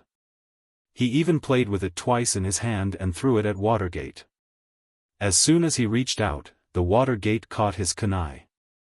There was a flash of confusion in his eyes, and at this time, Danzo's voice reached Watergate's ears. "Do you think that I, who can touch real objects and even launch attacks, is a virtual image created by genjutsu?" Half of Danzo's face was covered by bandages, but Watergate found that Danzo's tightly wrapped arm was trembling a little at the moment, as if he was suffering from some kind of pain. "Didn't I just tell you? There are many things that can't be left there just because the owner died. What I just used is indeed a genjutsu, but it's a real illusion. For you, I'm indeed an illusion that can't be touched, but as long as I want to, I can be real. How about it? Did I make good use of this inheritance?" Watergate could guess that the rotten meat monster was related to the cells of First Hokage, but Watergate had no clue about the current situation. He could only watch as Danzo slowly turned around and walked towards the depths of the jungle. Watergate didn't think of attacking Danzo's back while he was defenseless, but Watergate clearly saw the tender leaves of the grass around Danzo's feet directly passing through Danzo's ankle. Watergate wasn't sure whether his attack would work or not. But in the blink of an eye, Watergate also figured it out. He didn't come for Danzo, but for Root. Although some of Root's personnel may have left, it's a bit whimsical to think that they can make a comeback with only a few of them and Danzo. So, the most important thing for him to do now is to return to the battlefield behind him with many ninjas who are loyal to him and wipe out these Root ninjas. Chapter 332. On the other side of the battlefield, Nangongja looked at the ninja ghosts in front of him that had been cut black and blue, but they were still slowly crawling towards him. This was because Nan Gongzhi gradually realized that these puppet-like things with weak self-awareness seemed to have an extremely high affinity with the natural energy of the natural world. When he left wounds on their bodies again and again, and they consumed their own energy to heal quickly, this feeling was not so obvious. However, when the life force of these enduring ghosts was depleted, they seemed to instinctively start to absorb the natural energy from the natural world into their bodies to replenish the life force in their bodies. Unlike Minato Watergate, who was the fourth Hokage, Nan Gongzhi didn't have access to such information about the past Hokage, so naturally, he didn't know the mystery of the first Hokage's cells, but Nan Gongzhi himself can mobilize natural energy for his own use, and to a certain extent, he is even similar to the first Hokage. So Nan Gongzhi was very curious about the way these ninja ghosts convert natural energy into vitality. In the past few days, Nan Gongzhi had directly chopped 9 out of the 10 enduring ghosts into meat paste that they could not recover from. He only left behind the enduring ghost whose face cloth had been cut by him. Then, he used the Heaven's Calamity sword to cut off the tendons of his arms and legs and break his spine. Even if he has a majestic vitality, such injuries are not so easy to heal. Subsequently, Nan Gongzhi began to constantly cut the ninja ghost's body, and has been observing the process of the ninja ghost converting the natural energy in the air into vitality in his body. Although there are still some doubts, Nan Gongzhi feels that he has touched the door a little. Just when Nan Gongzhi wanted to use the sword energy contained in his body to directly turn the ninja ghost in front of him into meat paste like his 9 companions, but at this moment, he saw a huge spherical storm formed by water and wind not far from him. This move, no matter how I look at it, it has the same effect as Watergate's Rasengan. It seems that Watergate used his Rasengan to develop a derivative ninjutsu. It should be said that he really is the fourth Hokage, Watergate. Looking at the magnificent scene caused by Watergate, Nan Gongzhi was slightly surprised. Then Nan Gongzhi looked at the dying ninja ghost under his feet, but at the same time, it was full of vitality. Didn't Mount Myaboku also have a way to cultivate natural energy? Maybe Watergate has also started to touch this aspect of cultivation, then there is no need to destroy this ninja ghost, giving it to Watergate as a gift is also a good choice. Well, consider yourself unlucky, you can peacefully become an experiment material. But you should have lived such a life, right? It can be regarded as sending you back to your original life. After saying that, Nan Gongzhi stabbed the sword in his hand into the ninja ghost's abdomen, and the sword tip directly penetrated the ninja ghost's lumbar spine. The ninja ghost's sense of pain is dull, not to mention that after the lumbar spine injury, the instinctive pain has become even weaker, so the ninja ghost didn't make any sound. Instead, it looked at Nan Gongzhi's sword, and saw that it was getting closer and closer to Nan Gongzhi's body, so it shouted excitedly. That kind of ear-piercing howl was so unbearable to Nan Gongzhi's ears, and directly showed a displeased expression. Noisy. After that, he released the internal energy in his body and sneaked into the ninja ghost's body through the sword, and when the internal energy entered the ninja ghost's body, it directly burst out. After all, the ninja ghost has a human form, and in many places it retains the characteristics of a human. Nan Gongzhi's internal energy directly began to wreak havoc in the ninja ghost's body, and countless tendons and blood vessels were torn under the effect of the internal energy. A very unnatural red color appeared under the ninja ghost's skin, and even blood slowly seeped out of the pores. The originally pale and loose skin looked even more strange under the contrast of the red color. Because the tendons and blood vessels in its body were all torn, the ninja ghost finally lost the strength to bare its fangs and brandish its claws, and could only weakly be lifted up in the air by the sword. From time to time, blood would flow out of the ninja ghost's limbs and mouth, and fall to the ground. If it was a normal person, they would have already died from excessive blood loss, but the ninja ghost's own life force saved its life. Nan Gongzhi seemed to be very satisfied with the way he handled it, and slowly nodded to the half-dead ninja ghost, then jumped up and ran towards the direction of Watergate. Only 9 piles of minced meat and puddles of blood were left on the ground. The air was filled with the smell of blood, and even after a long time, it still didn't dissipate. Seeing Nangongzhi walking towards him with his black shoes stained with meat and blood, Watergate didn't feel any shock. Instead, he looked at the half-dead ninja ghost that was lifted up by Nangongzhi with the sword. Sure enough. Are these also clones that Danzo used the first-generation cells to cultivate? Compared to the giant rotten meat beast, although these ninja ghosts seem to be a lot weaker, they have more in-depth research value. Watergate. This thing is very mysterious. It can actually absorb natural energy into its body and forcefully convert it into life force. I know that the Senjutsu chakra is practiced in Mount Myaboku. After all, I also learned a lot about natural energy in Mount Myaboku. I thought that it might be useful to you, so I brought it here to show it to you. In fact, when Watergate used the Odama Rasengan and Gamabunta's water blade to make the giant rotten meat beast disappear without a trace, he felt a little distressed. After all, this was the product of the first Hokage's cells after the full research of the root. Although he denied using the first Hokage's cells in such a way, since there is already a result, how can he refuse? Originally, when Watergate thought that he wouldn't get such an experimental material, his mood was still a little low. But when Nangongzhi brought such a thing to him, he was still a little surprised. As for not being able to use human bodies for experiments?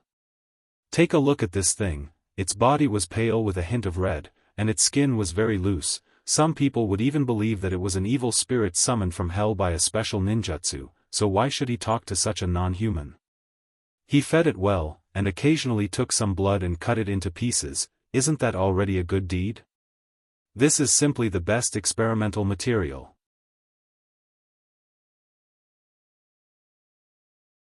Chapter 333. Although it was an excellent material, in order to maintain his image among the ninjas, Watergate didn't directly take the shinobi down.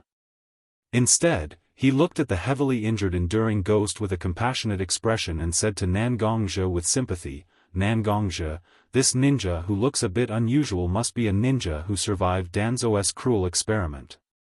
Since he was born in Woodleaf, then he is naturally a member of Woodleaf. As the Hokage of Woodleaf, I have the obligation to provide protection and treatment for this kind of Woodleaf ninja. Now that Danzo has been expelled, this ninja will be a member of Woodleaf from now on. You put him down first, I will send someone to treat him." After that, Watergate waved his hand and called two of his direct umbu to stand in front of Nangongzhi. It seems like they wanted to take the shinobi down from Nangongzhi's sword. But Nangongzhi's expression wasn't so good at the moment. Because when Watergate mentioned Danzo, he didn't use the word exterminate or imprison, but expel. Doesn't that mean that Danzo has safely left Woodleaf? This is a bit inconsistent with my purpose. As if he saw Nangongzhi's thoughts, Watergate walked forward and patted Nangongzhi's shoulder. With his usual warm smile, he said to Nangongzhi, "Don't worry, Danzo has suffered heavy losses this time. 80% of his men are hidden in various bases in Woodleaf. Our attack this time was very sudden, so a lot of important information and materials were not transferred out. So it can be said that the root has not been completely eradicated. There are only a few of them left.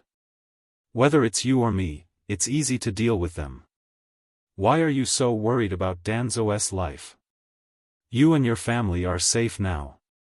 Although Watergate's expression looked very gentle, the hand that patted Nangongzhi's shoulder contained a lot of strength. As Watergate spoke, the strength in his hand increased. In the end, although Nangongzhi didn't have any reaction, some of the dust under Nangongzhi's feet jumped slightly because of Watergate's strength. Nangongzhi's mood at the moment could be said to be terrible. As expected, no one in a high position would care about the promises between each other. As long as he achieved his goal, it wasn't impossible to turn his back on him. He waved the sword in his hand slightly forward. The tip of the sword that passed through the ninja's body was directly pointed at Watergate's nose.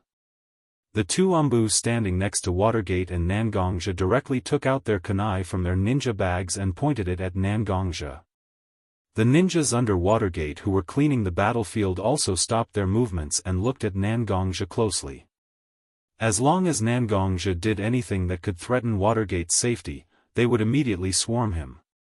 Minato, you've finally cleared all the obstacles in front of you. Without Sandame, without Danzo, a mere elder group is nothing more than a paper doll in your eyes. You can play with it however you like. I, Nangongzhi, congratulate you with this gift. Then, Nangongzhi fiercely waved the sword in his hand. The ninja that was pierced by the sword was directly thrown to the ground, creating a cloud of smoke. The sound of the sword cutting through the air and the slightly silver-white sword mark left in the air was so eye-catching. Obviously, Nangongzhi's mood was not so good at the moment. Watergate was not affected by Nangongzhi's mood at all. He still had a smile on his face as he stretched out his hand and disturbed the sword mark left by Nangongzhi in the air. He seemed to be very happy that Nangongzhi could congratulate Nangongzhi. Then, he used his eyes to signal his subordinates to carry the fallen ninja away. Nangongzhi looked deeply at Watergate. He didn't even have the mood to say goodbye. He directly turned and left the battlefield in the direction of his home. Looking at Nangongzhi's back, Watergate's chief strategist, Shikaku Nara, slowly walked to Watergate's side. He lowered his voice and said to Watergate, "This Nangongzhi is still the same as before. Solitary and unruly. He doesn't have the slightest sense of belonging to the wood leaf.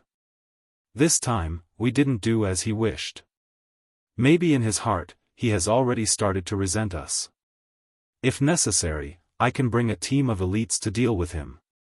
Although he is still strong, I am confident that I can deal with him." Shikaku Nara, who originally looked a bit ferocious because of the several scars on his face, had a fierce look in his eyes at this moment. He looked even more terrifying. Shikaku Nara's meaning was naturally very clear.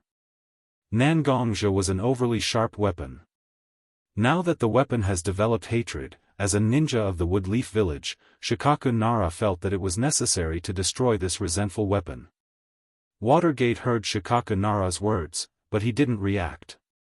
He just turned around and looked at Shikaku Nara's eyes. He put his hands on Shikaku Nara's shoulders and stared at Shikaku Nara's eyes.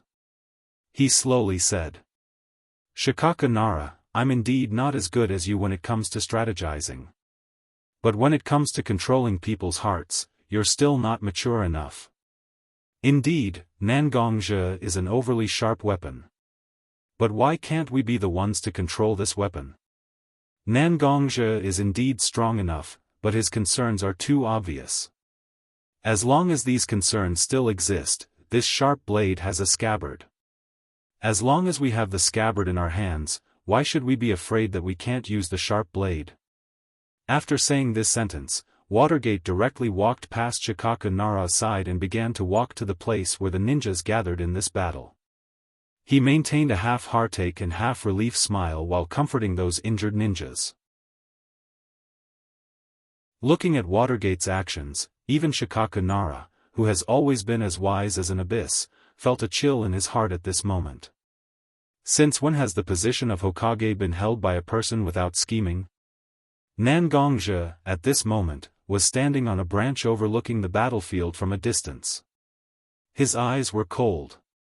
If Shikaku Nara was here, he may be very surprised to find that the look in Nangongzhi's eyes at this moment was so similar to the look in Watergate's eyes. Watergate.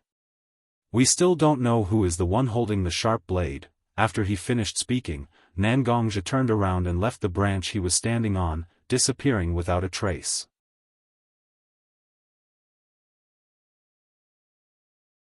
Chapter 334.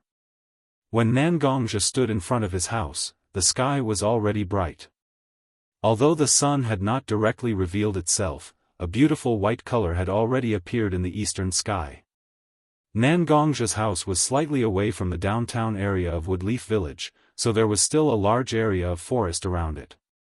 The slightly cold morning air and the humid atmosphere in the forest combined to form a thin layer of mist that shrouded the earth, looking exceptionally gentle.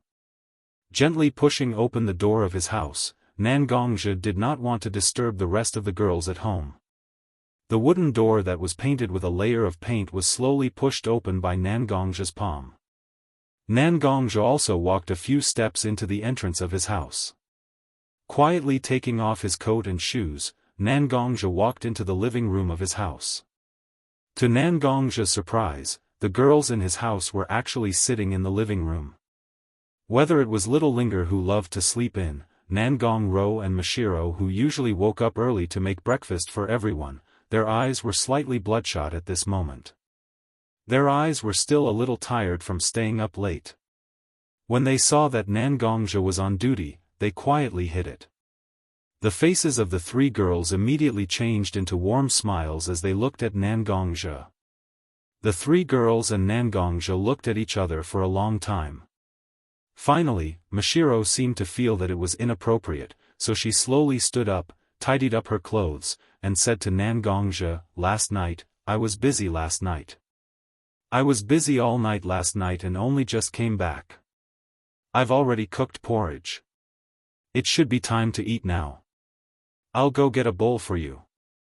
After eating some porridge, you should rest well too, gong gong." As she said that, Mashiro walked to Nangongzhi's side and naturally took the robe that was stained with blood from Nangongzhi's hands. She also walked to the entrance and took Nangongzhi's dirty shoes to the laundry area. Obviously, she was going to tidy it up. From the beginning to the end, Mashiro did not say much, and Nangongzhi did not ask much either. After all, Mashiro was a top spy trained by Root. As one of the participants of the plan, Nangongzhi naturally let Mashiro detect something. Not to mention other things, Nangongzhi had concealed his presence time and time again. Mashiro was completely aware of it. Before this operation, Nangongzhi had also collected a lot of information from the Blood Garment Pavilion. Mashiro had been helping Nangongzhi manage the affairs in the Blood Garment Pavilion for all these years, so she naturally knew a lot about these things. She watched as Mashiro went to the kitchen to get porridge for Nangongzhi. Nangongro also carefully looked at Nangongzhi's body. She did not find any injuries on him, so she did not say much and walked to her bedroom. It seemed like she wanted to catch up on some sleep. After the two older sisters left, little Linger relaxed a little. She affectionately pulled Nangongzhi's arm and let Nangongzhi sit beside her. "Brother Nangong, Brother Nangong. Are those guys from Root very powerful? Little Linger really wants to hear the story of you fighting with those bad guys from Root. Can you tell little Linger about it?" Xiaoling Air's pair of watery eyes stared at Nangongzhi. Nangongzhi couldn't resist for a moment. Therefore, Nangongzhi decided to tell Xiaoling Air everything that he knew about this matter to an unrelated person like Xiaoling Air. Then, "Are we safe from now on?" After listening to Nangongzhi's explanation, Ling Air's eyes flashed with an inexplicable light. She asked Nangongzhi, "What's the matter?" Nangongzhi explained a lot about this operation. She learned about the destruction of Root and the escape of Danzo. "That's right, at least we're safe in Woodleaf. The current Hokage of Woodleaf, Watergate, has a good relationship with me, so with him looking after us, we won't encounter the same dangerous situation as before." Nangongzhi did not tell little Linger about the schemes between him and Watergate, because these small schemes could not change the fact that Watergate and Nangongzhi needed each other's help. Even in such a relationship, Minato was still in a relatively weak position, because Minato had been tightly locked by Konoha, and Nangongzhi not only held the power of the Blood Cloak Pavilion in his hands, but he also didn't have much control over such power. Then, "Little Linger, can Brother Nangong promise me one thing?" Looking at Nangongzhi, little Linger said timidly to Nangongzhi. Little Linger was usually a carefree girl. She usually said whatever she wanted to say, but now her timid appearance really made Nangongzhi feel very fresh. It was just like when she left the village with Nangongzhi, little Linger was full of fear for the future. Nangongzhi felt that he might know what little Linger wanted to ask of him, so he gently placed his hand on Little Linger's head and gently stroked her beautiful hair with the bell ornament. "Little Linger, tell me. Now that everything is basically settled, if you have anything you want to do, brother can go with you."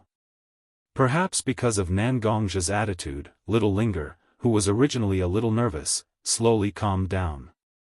Little Linger's eyes contained a rare bit of heaviness and sorrow. "Grandfather, he has been gone for many years. But I have never had the time to go back and see him. When you were in the Bloodcloak Pavilion, you also sent some subordinates to dig up grandfather's grave, but because of various things, there was no way to personally pull out a weed or light an incense for grandfather's grave. So, I actually just want you to come with me to the village where I used to live and visit my grandfather's grave." After hearing Little Linger's words, Nangongja also remembered that when he was seriously injured and on the verge of death, Mashiro carried him through the forest with great difficulty. Fortunately, they met Wang and he was able to receive treatment in time to save his life. When it was time to leave, Wang knew that he was nearing the end of his life, so he entrusted Little Linger to him. With that said, Nangongja also wanted to see the last traces left behind by Wang in this world.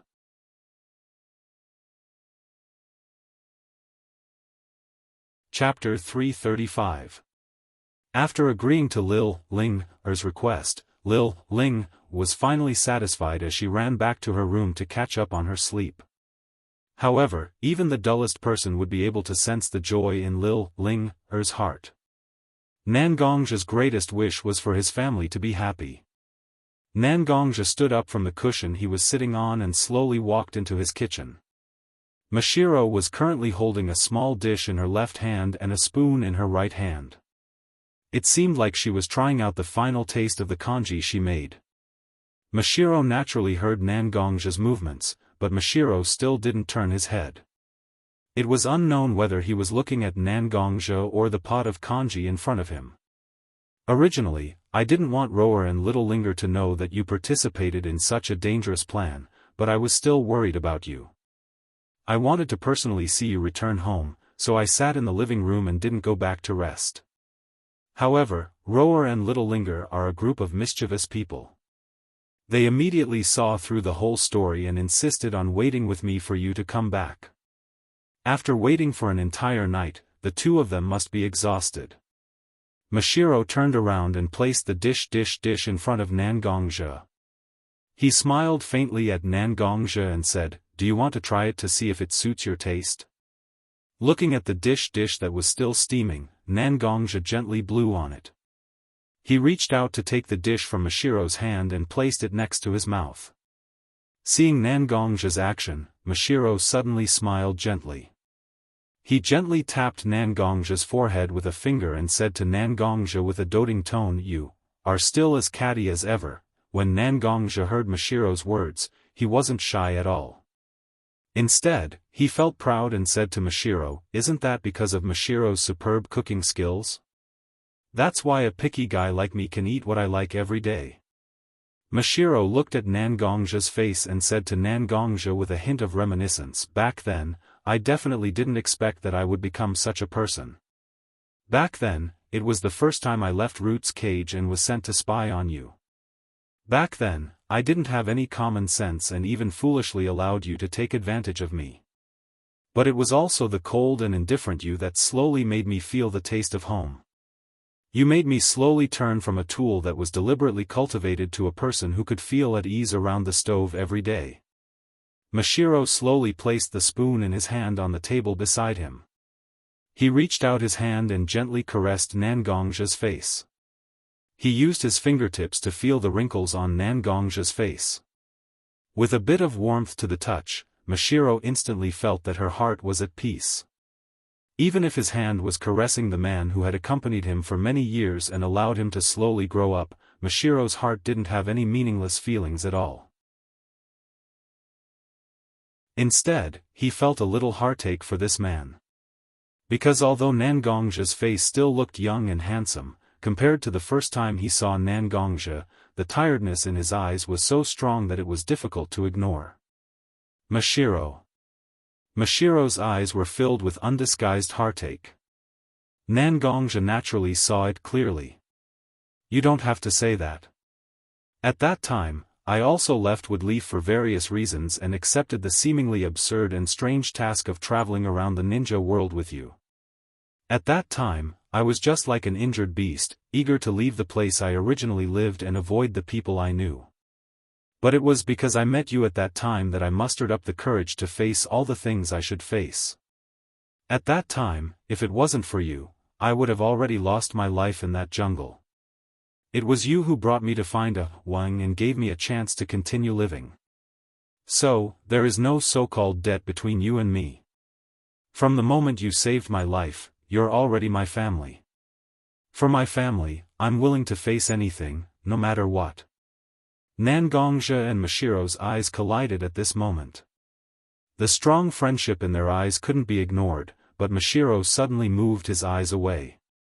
He picked up the spoon again, his eyes were a little evasive. He used his spoon to point at Nangongja's taste dish and said, "The taste is okay, right? If it's okay, I will give you a bowl first. After eating, go and have a good rest. After all, you should have experienced a lot of dangerous things last night." Nangongja's expression was a little sluggish, but he still said to Mashiro, "Oh. The taste is very good, I can definitely sleep well after eating the porridge."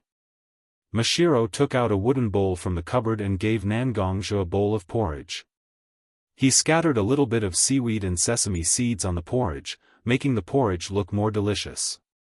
Without waiting for Nangongja to say anything, Mashiro turned around and walked away. Looking at Mashiro's back, Nangongja wanted to say something, but he still closed his mouth. After all, inviting Mashiro, himself, and Little Linger to visit the grave of Ah Wang, who once saved them and had a close relationship with the three of them, wasn't in a hurry to inform Mashiro. After all, there were still some things that needed to be prepared. Right now, his relationship with Watergate was superficial. If he brought Little Linger and Mashiro to the village, leaving only Nangongro and the wood leaf, Nangongja wouldn't be so relieved. But he called Mashiro because when he was entrusted to take care of Little Linger, Mashiro was at the scene. Why would he call his sister? In order to thank Ah Wang for saving his brother, so that he could continue to live with his brother. Needless to say, this reason did have some credibility. With his imagination running wild, Nangongja held the wooden bowl in his hand and sat on the cushion where he was sitting before. He slowly ate. Behind a wall that Nangongja couldn't see, Mashiro was leaning against the wall. His cheeks were blushing like rouge. Listening to Nangongja's praise from time to time while eating the porridge, Mashiro's blush became even more conspicuous.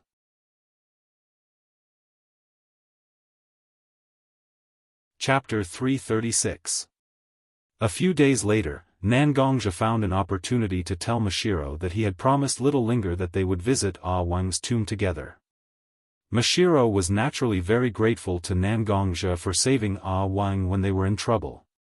Therefore, he gladly agreed to Nangongja's invitation. Because he was worried about his sister's safety in Woodleaf village, Nangongja actually went to look for Nangongro. However, Nangongro didn't seem to want to visit Ah Wang's tomb with Little Linger and Mashiro, so she made some excuses. Nangongja also couldn't force his sister to visit Ah Wang's tomb with him. Therefore, Nangongja found the people from the Blood Cloth Pavilion in Woodleaf village and directly gave them the highest level of protection. If there were any abnormalities, they could directly notify Nangongja through the Blood Cloth Pavilion's channels. After making these arrangements, Nangongja's heart was a little relieved. After greeting Watergate and pretending to be polite for a while, he directly left Woodleaf village with Little Linger and Mashiro. The village where Little Linger and Ah Wang originally lived in wasn't that close to Woodleaf village. In order to take care of Mashiro and Little Linger's speed, Nangongja also restrained his speed. On the road, the three of them walked for nearly half a month. In order to reminisce about the past, they even deliberately took a detour to the place where they had been before. Although Nangongja didn't understand this kind of sentimental behavior, since it was the request of the two girls, he naturally didn't have any objections. Looking at the familiar forest and road along the way, Nangongja also became a little girl like Mashiro and Little Linger. Looking at the surrounding environment, there was a little bit of sunset in the west sky. Nangongja waved at Mashiro and Little Linger and said, "Let's rest for a while. Let's all rest for a while. I looked around and felt that we should be able to reach Shaoling Heir's village tomorrow. Let's rest here for today and set off tomorrow morning." Mashiro and Little Linger also looked at the sky and knew that it was indeed time to set up camp and rest. Thus, they nodded and walked to where Nangongja was standing.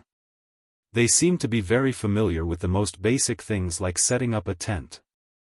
The few of them were already very familiar with the process and naturally, they finished setting up the camp quickly. They even started a bonfire to make food and drive away the beasts that might be lurking around the camp at night. Although to Nangongja and the others, beasts weren't anything threatening, it was still quite annoying to have a beast come out to disturb them while they were sleeping soundly. The slightly orange-red flames of the bonfire danced on the wood, as if a female singer in a red dress was dancing gracefully. It had a natural beauty. Little Linger, who was sitting beside the bonfire, didn't seem to be as excited as the flames. Instead, she seemed to be a little quiet. Her pair of eyes were slightly absent-minded as she stared at the bonfire. However, no one knew where her thoughts had drifted to. Humans actually had many common problems. For example, when they were angry, they would lose their rationality. When they were intoxicated by love, they would become confused. When they stood next to their hometown, they would always have a feeling that they didn't dare to approach. They were afraid that their hometown would become different from their impression of it. They were afraid that many people who used to be familiar with them would forget about them. This kind of feeling was called timid when one is close to home. It was a very normal thing. Nangongja took a blanket and quietly sat beside Little Linger. He gently placed his hand on Little Linger's shoulder. Little Linger was slightly dazed before she reacted. She looked at Nangongja and asked with some doubts. "Brother Nangong. What's the matter? Did Mashiro Jijia need my help to cook?" Although Little Linger wasn't that good at cooking, she would occasionally help Mashiro and Nangongro at home. She could be considered to be experienced in the kitchen. Therefore, when she saw Nangongja suddenly appear beside her, Little Linger immediately thought that it was Mashiro who asked Nangongja to come over to help cook. Nangongja shook his head and denied Little Linger's question. He then opened the blanket in his hand and draped it over Little Linger's shoulder. He gently said, "The temperature in the forest is quite cold at night. Although it's near the bonfire, you still need to wear more clothes. Wouldn't it be bad if you catch a cold?" Little Linger looked at the blanket that Nangongja draped over her body. She seemed to dislike the blanket that Nangongja hastily draped over her body. Therefore, she rearranged her little body and completely wrapped herself in the blanket. Only her two small hands could be seen grabbing the edge of the blanket tightly. However, Nangongja could still see that Little Linger's body was slightly trembling even after being wrapped in such a thick blanket. The reason for her trembling naturally wasn't because of the night breeze, but because of Little Linger's own heart. It had been more than 10 years since she left this remote village. That Little Linger from back then had grown into a beautiful and charming girl. However, this also meant that she hadn't seen her grandfather's burial ground for more than 10 years. The deep sense of self-blame that had been suppressed in her heart was like a pile of stones that weighed down on Little Linger's heart. For a moment, she actually felt a little breathless. Just a little bit more and she would be able to see her grandfather's resting place. However, Little Linger's heart wasn't filled with joy. Instead, she had a feeling of escaping. As time passed, this feeling became more and more intense. "Don't be afraid," Little Linger could feel the corners of her eyes turning moist. Her legs were also slightly trembling. Suddenly, a gentle voice sounded in Little Linger's ears. Nangongja was still looking at the dancing flames above the bonfire. However, little Linger knew that the person who spoke was definitely her brother Nangong, who had accompanied her for more than 10 years. He had watched her grow from a child to where she was today. Trembling, little Linger inhaled a little of the cold air in the forest. Then, she probed Nangongja and said, "But," the hand that was originally on little Linger's shoulder lightly patted little Linger's shoulder. Nangongja finally turned his face to face with little Linger and said, "Don't be afraid. No matter what, aren't I and your Mashiro sister still here with you? So little Linger, don't be afraid. Since you're here, you should do what you're supposed to do."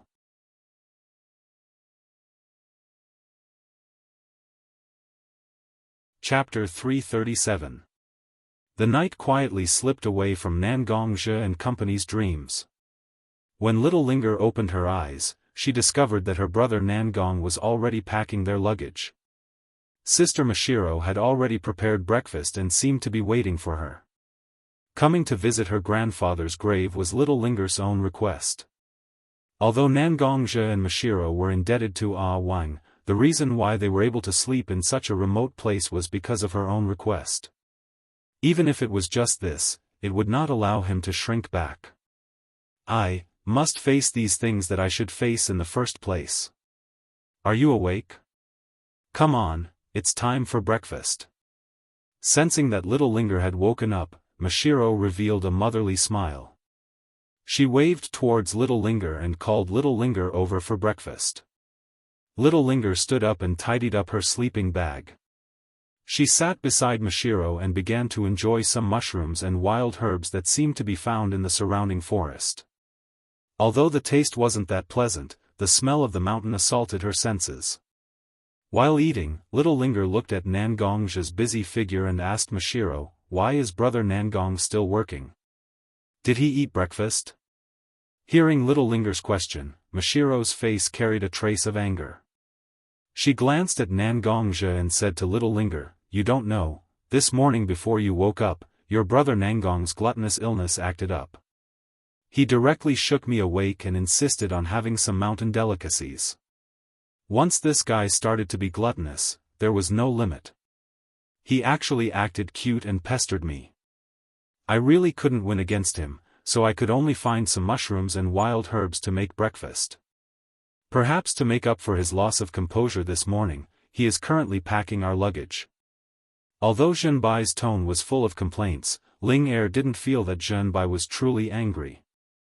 Instead, she quietly moved her little mouth close to Zhenbai's ear and used a voice that only the two of them could hear to whisper to Zhenbai, "Sister Mashiro, you are so stubborn. This morning when brother Nangong woke you up, pestered you, and annoyed you, you might have been happy, after being exposed by little Linger, who was younger than her by many years. Even Mashiro couldn't react in time." Her face turned pink. She lightly patted little Linger's head and softly reprimanded little Linger, "What nonsense are you saying? If you continue like this, then go and accompany your brother Nangong to pack our luggage. The two of you can wait for the food to get cold before you eat it." Hearing Mashiro's disguised threat, little Linger quickly shut her mouth. Her cheeks puffed up and she was like a little hamster as she quickly devoured her food. Although Nangongja was also very envious of Mashiro and little Linger being able to enjoy their food, he still happily watched Mashiro and little Linger eating together. Although their age difference wasn't big, little Linger and Mashiro's relationship was as warm as that of a mother and daughter. Breakfast passed in such a noisy manner. Nangongja had just finished packing and received Mashiro's warm wild vegetable and mushroom porridge. At this point, there were almost no common roads. Most of the roads were man-made livestock or small paths that the residents walked on.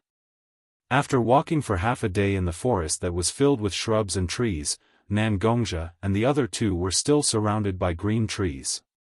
They couldn't tell where they were at all. However, Ling Er, who had lived here since she was a child, clearly knew that she was about to reach her destination.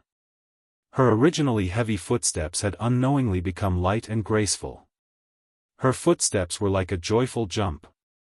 Little Linger directly overtook Nangongzhi, who was leading the way, and walked forward. However, Nangongzhi frowned slightly because Nangongzhi could vaguely feel the excessive moisture in the soil and air. There were also some remnants of chakra. After careful observation, Nangongzhi discovered that this chakra was different from normal chakra. It was filled with a primitive and violent aura. If he had to find an analogy, Nangongzhi felt that only a chibi and nine tails chakra aura was similar to this aura. Was it a tailed beast? Nangongzhi sensed something and quickly increased his speed. He pulled Mashiro and dashed towards the direction Little Linger was heading. Although Mashiro did not know why Nangongzhi was suddenly so anxious, he still followed Nangongzhi's pull and dashed towards Little Linger's direction. Soon, Nangongzhi and Mashiro left the dense forest. Bright sunlight and a wide space appeared in front of them. However, Little Linger was standing on top of a mound without saying a word. Even if she sensed Nangongzhi and Mashiro's arrival, she did not react at all. Because of the mound, Nangongzhi did not know what was in front of him. Thus, he let go of Mashiro's hand and walked forward to stand on top of the mound where Little Linger was. Looking around, the originally peaceful little village was no longer the same as Nangongzhi remembered. One by one, the wooden houses had already collapsed, and there were still huge holes in them. Although it seemed that a certain amount of rescue had been carried out, some of the puddles were still a little red with blood. Looking at Little Linger beside him, Little Linger's face was so dull, but drops of tears kept overflowing from Little Linger's eyes. Nangongzhi looked at Little Linger, his heart was also very sad. He stretched out his hand and hugged Little Linger in his arms, slowly stroking Little Linger's back with his hand. No. It's gone, everything is gone. Why? Obviously, this place is so remote that it's meaningless to any country or village, but it's still invaded? Why? Why? Why? In Nangongzhi's embrace, the grief that Ling had been suppressing all this while was completely unleashed. The mournful screams were like a sharp knife piercing Nangongzhi's heart. When did Little Linger become like this? No matter who it is, he must make them pay with blood. Nangongzhi quietly made such a vow in his heart.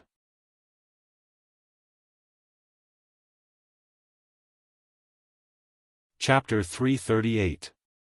While hugging Little Linger, Nangongzhi suddenly noticed a little movement in the forest on his left. After nodding to Little Linger and Mashiro behind him, Nangongzhi let go of Little Linger in his arms. The power under his feet instantly erupted, and his whole body was like a huge bird flying through the sky, rushing straight into the forest. After entering the forest, the obvious man-made traces on the ground became more and more conspicuous. However, Nangongzhi still had some doubts in his heart, because according to the usual behavior of a ninja, in such a place where there were no obvious paths and trees, one would generally rely on one's physical advantage and a certain amount of chakra's assistance to move between the branches. But now, Nangongzhi could see that most of the traces were on the ground, and they were very obvious. Obviously, they weren't covered up properly. This kind of trace didn't seem like the quality of a ninja, and it was very likely that it was left behind by an ordinary person. But considering the miserable situation of the village and the aura of the tailed beast, Nangongzhi felt that he shouldn't let down his guard, so he also took out the Heaven's Disaster Sword and its scabbard, and slowed down his speed. While slowly moving forward, Nangongzhi's hand that was holding the Heaven's Disaster Sword's hilt also slowly became tighter and tighter. Suddenly, Nangongzhi suddenly pulled out his sword. The Heaven's Disaster Sword didn't leave its scabbard, but directly slashed towards a big tree behind Nangongzhi. After a moment, the big tree fell down, and Nangongzhi's figure was already standing behind the fallen tree. A man who looked to be in his 40s or 50s, wearing rough clothes, was sitting on the ground, paralyzed with fear. Although Nangongzhi's Heaven's Disaster Sword was wrapped in the scabbard, it was pointed directly at the man's throat. On the man's body, the hair on his body stood up. Obviously, even if the Heaven's Disaster Sword was dormant in the scabbard, it was still dangerous for Nangongzhi. The man's eyes stared straight at the Heaven's Disaster sword in Nangongjia's hand, and his eyes were a little numb. It was a kind of numbness that was filled with fear. The man's body was slightly trembling, and his mouth was muttering something. Nangongja tried his best to listen carefully. Finally, he heard what the man was saying. "Don't kill me. Monster. Monster, don't hurt my family. I'll kill you. Fight. Girl. What's wrong with you? Don't scare father, open your eyes, don't fall asleep. My home. It's gone. It's gone." Gradually, the man who was still staring blankly at Nangongjia's scabbard held his head tightly, and the murmuring voice turned into a heart-wrenching roar. The kind of man who lost everything he cherished, who clearly hoped that he could accompany his everything to disappear, was lucky and unlucky to continue living in this world. Poor man, different from before, Nangongjia's heart quietly began to breed a kind of emotion called pity.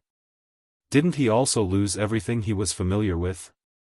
Although he was still young at that time, and might not have felt such strong emotions, he would have been driven by the strong desire for revenge in his heart. If he wasn't careful, he might have walked on a path of self-destruction.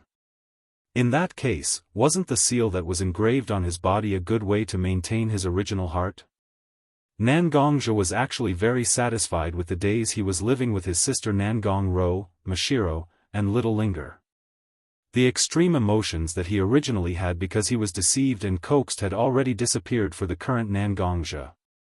Therefore, Nangongja was filled with sympathy for this man who had a similar experience as him and had already embarked on the path of self-destruction.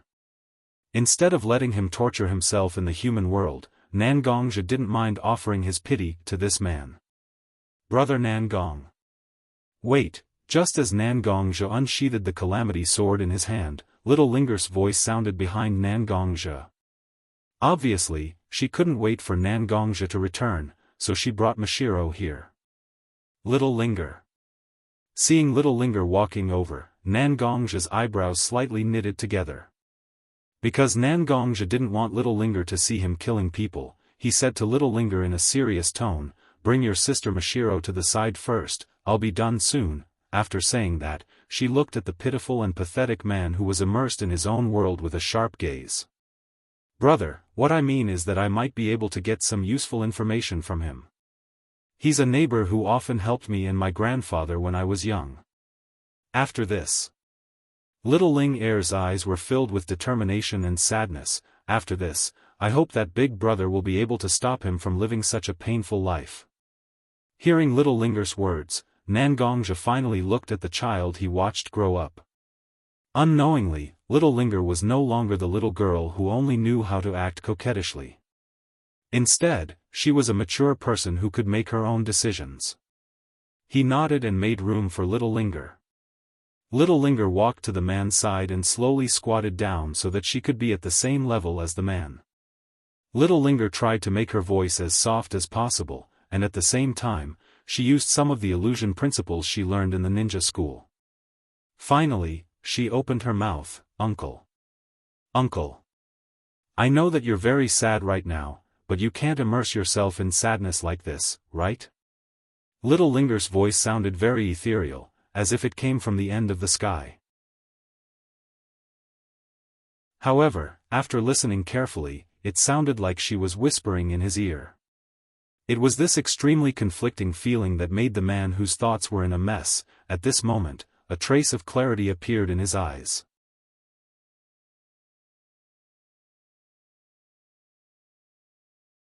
Chapter 339. I shouldn't be sad. The man muttered to himself, "No. My family, my home, was destroyed. Why shouldn't I be sad? My home. My daughter. No, no, no." Although it didn't achieve the desired effect, there was no doubt that Ling Er's words had actually torn a small crack in this man's heart. As long as they used the right method to guide him, it wasn't impossible to make this somewhat crazy man reveal the information they needed. Looking at little Linger, who was calmly observing the man's expression and reaction, Nangongja suddenly had a small plan for little Linger's future. However, now wasn't the time to think about this.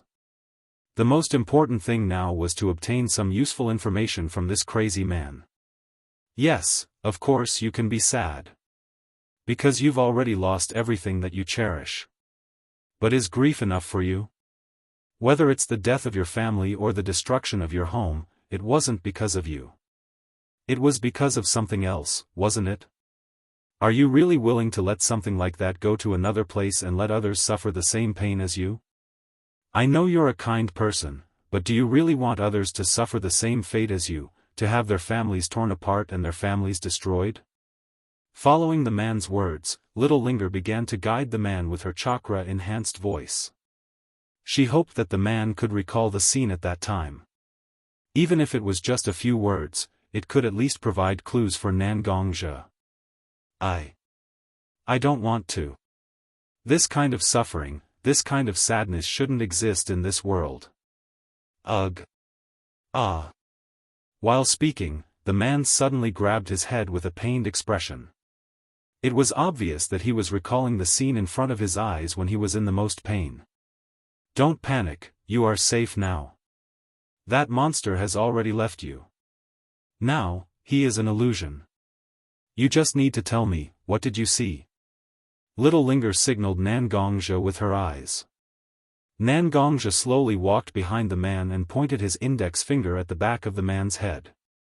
He tried his best to make his internal energy gentle and infused it into the man's body, hoping that the man wouldn't fall into the fear in his heart. That's a huge monster. It's covered in spikes and looked very scary. But this monster seems to be afraid of something, and it's running away in a certain direction in terror. Perhaps it was because of the internal energy, or perhaps it was because of little Linger's guidance. Although the man's body was still trembling slightly, he was able to speak clearly. What are the characteristics of this monster have? Imitating the way little Linger guided the man, Nangongja also tried his best to make his voice as soft as possible, and used his internal energy to simulate little Linger's voice. Seeing how easily Nangongja did it, little Linger wasn't too excited, because these things were actually written in the ninja school textbooks. If it wasn't for the fact that this man knew her and had a relatively good relationship with her, and that this man was mentally exhausted and broken due to excessive grief, this little trick definitely wouldn't have had such an outstanding effect. It looks like a huge tortoise. But it has 3 tails that are obviously different from a tortoise, and its shell also has many spikes. Tortoise, 3 tails. Among the bijou, only one has such characteristics, and that is the Sanbai Isabu that once belonged to the Mist Village. This bijou was originally used by the Mist as a means to deal with the wood leaf, and it was sealed in the body of Kakashi's teammate, Watergate's disciple, Noera Rin. In order to prevent Rin, who didn't have the qualifications to become a Jinchuriki and couldn't suppress the bijou in her body from being expelled to Konoha's territory, Hatake Kakashi personally used his own unique ninjutsu to kill his own teammate. Tailed beasts were creatures that could only be sealed, not destroyed.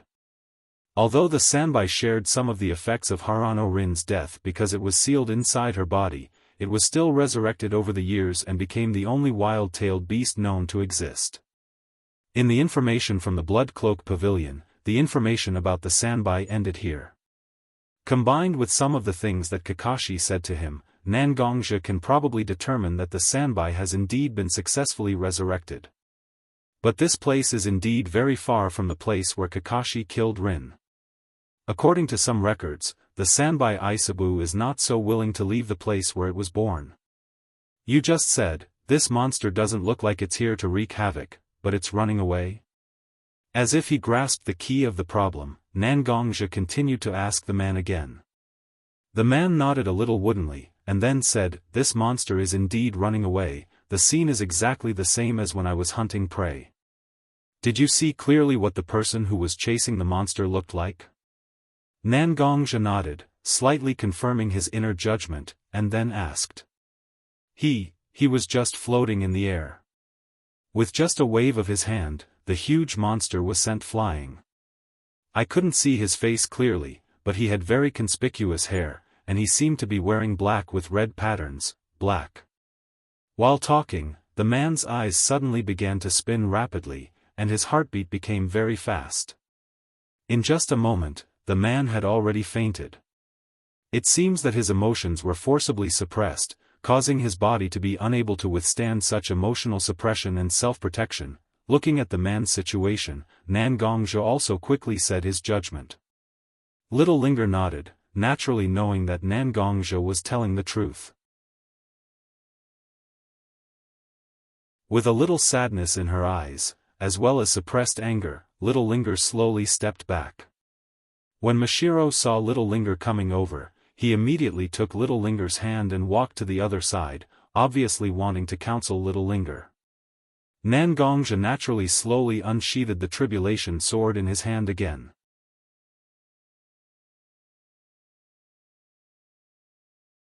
Chapter 340. When Nan Gongzhi once again stood in front of Little Linger and Mashiro, although there was no blood on his sword, there was still a very faint smell of blood. At the foot of Nan Gongzhi's shoes, there was some exceptionally moist soil that clearly wasn't from the surface. With a slightly inquiring gaze, Mashiro secretly glanced at Nan Gongzhi. Nan Gongzhi nodded towards Mashiro, obviously telling Mashiro that he had already dealt with the pitiful man. Looking at Little Linger, who was being gently hugged by Mashiro, although she was no longer crying, her shoulders were still trembling. It was obvious that her emotions weren't that stable. Nan Gongzhi helplessly shook his head. After all, these matters had to be resolved by one's own heart first. No matter how much others said, it wasn't as useful as thinking clearly on one's own. Who is he? Little Linger struggled out of Mashiro's embrace. Although she was slightly shorter than Nan Gongzhi, she still raised her head and looked straight into Nan Gongzhi's eyes. Her eyes were slightly red and swollen. It was obvious that Little Linger must have cried just now. However, Nan Gongzhi saw an extremely dense anger and unwillingness in those red and swollen eyes. Nan Gongzhi didn't wish to see such emotions in Little Linger's eyes. He had also been affected by such emotions before, so he was very clear about how dangerous such emotions were. Even if I tell you, what can you do? Walk in front of this person and offer up your life without any resistance. This was the first time Nan Gongzhi used such a tone towards Little Linger. Usually, Nan Gongzhi could be said to be extremely doting towards Little Linger. Sometimes, even Nan Gongro would ask Nan Gongzhi with a sour tone who he treated as his sister. However, now that Nan Gongzhi directly said such harsh words to Little Linger, it made Little Linger unable to react for a moment. Even if the price is my life, I will avenge my hometown. Although Little Linger was surprised, she still looked at Nan Gongzhi stubbornly and said such words. Nan Gongzhi's heart was suddenly filled with a kind of anger, and the blood in his veins flowed faster. Little Linger. No, Nan Gongling. Do you think that your life is something that you can give up so easily? Nan Gongzhi took a small step forward, and the pressure that was hidden in his body was instantly released. Little Linger had seen Nan Gongzhi release his pressure to others more than once, but this was the first time she personally felt the full pressure from Nan Gongzhi. Although Mashiro, who was standing at the side, was not the main target of Nan Gongzhi's pressure, he was also affected to a certain extent. Mashiro, who did not have any cultivation, reacted even worse than Little Linger. Her face became pale, and her eyes were somewhat unfocused. Her legs were also slightly trembling. Little Linger also did not feel good at this moment. In her eyes, Nan Gongzhi was no longer the brother Nan Gong who usually smiled gently at her. Instead, he was an executioner who emitted a thick and difficult to disperse smell of blood. Could this be the true attitude of her brother Nan Gong? For the first time, Little Linger understood that Nan Gongzhi's title of Yama was not given to her for no reason. Knowing that Little Linger and Mashiro were affected by his pressure, Nan Gongzhi felt that it was about time to release his killing intent and evil aura back into his body. Little Linger. Is death really as fearless as you said? Nangongzhi walked to Little Linger's side and placed his hand on Little Linger's shoulder. He looked straight into Little Linger's eyes and said, although I have experienced many life and death situations and have taken many lives, I have never dared to look down on anyone's life. This is because I know that I am also afraid of death. Death has always been a problem that humans have always tried to avoid. Many people say that they are not afraid of death. For their own ideals, for their own perseverance, they are willing to die. However, when death really came to a person, that kind of instinctive fear was something that couldn't be resisted at all. The reason why I am so angry this time is not because you are obsessed with seeking justice for the destruction of your hometown. It is because you view your life so lowly. You have never been alone. You have me, your sister Rower, and your sister Mashiro by your side. We have always been concerned about you. If you were to throw away your life so easily, have you thought about how much pain we would feel in our hearts? Indeed, you have grown up and have a certain level of judgment and execution.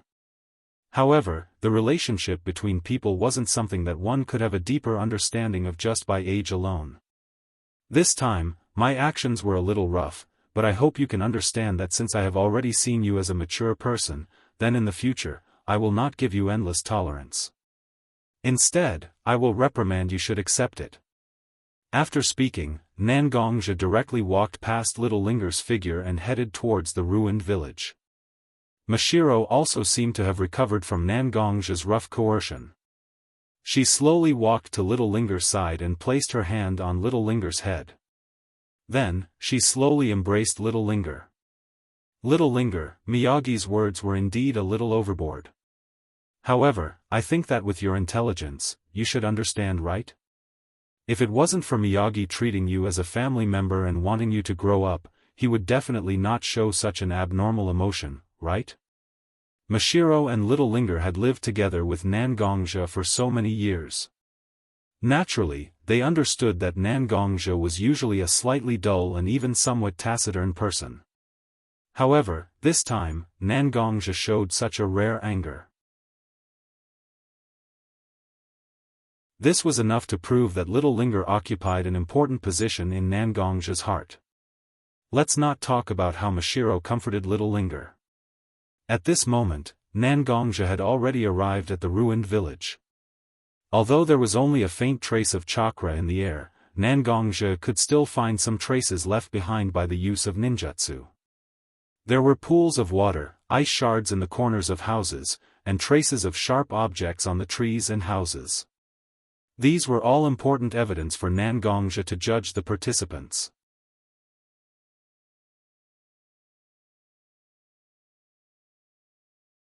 Chapter 341. Although Nangongzhi didn't agree to let Little Linger seek revenge, but Nangongzhi was still very grateful to Wang for saving his life. This village was the former residence of Wang, and also the place where his bones were buried. The purpose of the three of them coming here was to pay respects to Wang, but now, they couldn't even find Wang's grave. Nangongzhi was also very angry and very sad. So this kind of thing must not be ignored so easily. Judging from the traces on the ground, the ninjutsu used by the two sides should include ice, water, and wind attributes, these three types of chakra. But these three types of attributes didn't bring about the effect of floating in the air like the crazy uncle said. From the information Nangongzhi once read, Isabu was a tailed beast with these three types of attributes. So, can we assume that the person who forced Isabu to flee for his life didn't use any of these three types of attributes? Many people say that tailed beasts are actually monsters created by the self-consciousness of chakra, although there is no evidence to prove this point, but at least it shows that the use and control of chakra is much better than the average ninja. Relying on the attributes of a tailed beast to attack a tailed beast, how can such behavior be realized? And wearing black clothes with red lines on it, according to Nangongzhi's knowledge, in the entire ninja world, I am afraid that only the Akatsuki which has conflicts with him and also cooperates with him, and even the Akatsuki which he planted a nail in his back. Fighting against a tailed beast alone, and even having the upper hand, such a person must be extremely famous in the ninja world, and only the Akatsuki can do such a thing and hide such a strong person quietly, without anyone knowing. Taking out a scroll from his arms, he directly tore it open. After a cloud of smoke rose, a black crow has already appeared on Nangong's shoulder. After Nangong whispered a few words to the crow on his shoulder, the crow directly turned into pieces of black feathers and disappeared without a trace. Seeing that the crow has disappeared, Nangong also nodded and returned to Little Linger and Mashiro's side. "Brother Nangong. I was wrong, no matter what, I shouldn't take my life so lightly. But those people who have lived with me for many years, and the place where my grandfather rested, all of them were destroyed because of the so-called monster and the god-like man floating in the air. I really can't bear this." After saying that, Little Linger also showed her strong unwillingness. Nangong naturally knew what kind of temperament Little Linger has. Perhaps after being persuaded by Mashiro for so long, she indeed gave up the impulsive plan of going alone to seek revenge, but she will absolutely not give up on seeking revenge. "Well, you don't have to worry about these things, I have my own plans. I will certainly not let those unscrupulous people be so free. Even if there is no way to directly kill them, at least there is no problem in causing trouble for them." Nangong knew that he was going to face the Akatsuki. Although his strength has also reached the Kage level in the ninja world, but the people of Akatsuki also have their own unique skills, and their advantages are not inferior to the Kage level powerhouses. Of course, he can't just foolishly run up to them, so it seems that the only thing he can do is to cause trouble for them. Previously, the disciple of the Blood Cloth Pavilion who came here to remove the grave wrote the location of the grave in the report. It is a little far from the location of this village. If we are lucky enough, the grave of a Wang should be fine. Let's first go to the grave of a Wang, and then see how to take revenge for the people in this village, okay? When Nangong said that a Wang's grave may be fine, Little Linger's eyes began to shine. Her grandfather's rest has not been disturbed yet? Little Linger's heart at the moment was filled with joy like wild grass. Obviously she hoped that Nangong can take her to see a Wang's grave. Walking to the side of Little Linger, Nangong gently took Little Linger's hand, and slowly walked with Little Linger in a direction. Mashiro naturally followed behind Little Linger and Nangong, and with a little doubt he looked at Nangong who was leading the way for Little Linger. Mashiro also participated in the management of the Blood Cloth Pavilion, and it happened that the report about a Wang's grave was actually from Mashiro's hands. Mashiro still had some vague impression about the records, although he didn't remember where a Wang's grave was, but he was sure that a Wang's grave was not in the direction where Nangong took Little Linger. After walking for a while, whether it was the strong smell of blood or the scene of destruction in the village, they all disappeared without a trace, and it became the same as the forest they had been passing through, ordinary and without any special characteristics. A tombstone carved out of bluestone appeared in front of Nangong and Little Linger. On the tombstone was written, "Wang's grave," which was obviously a grave for a Wang who had never revealed his true name. Little Linger burst into tears the moment she saw Wang's tombstone. She hugged a Wang's grave and cried non-stop while talking about her experiences over the years, repeatedly expressing her self-blame for not coming back to see a Wang. However, Mashiro quietly pulled Nangong to the side and pointed at the grave that Nangong called a Wang's grave. "This isn't a Wang's real grave, right? What did you do?" Nangong pressed his index finger on Mashiro's lips, hinting Mashiro not to disturb Little Linger. He then lowered his voice and said to Mashiro, "No matter if it's the tombstone or the coffin, they all belong to a Wang. I also read the report about a Wang's grave. After confirming some things, I directly went to a Wang's grave and found that it was also affected and very miserable. Therefore, I immediately brought a Wang's coffin out and brought this tombstone here to be buried. It took me a lot of time to arrange such an old scene."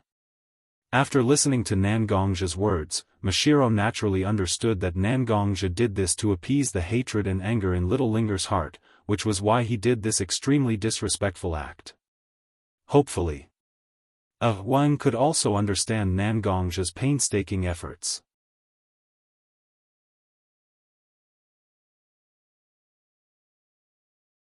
Chapter 342.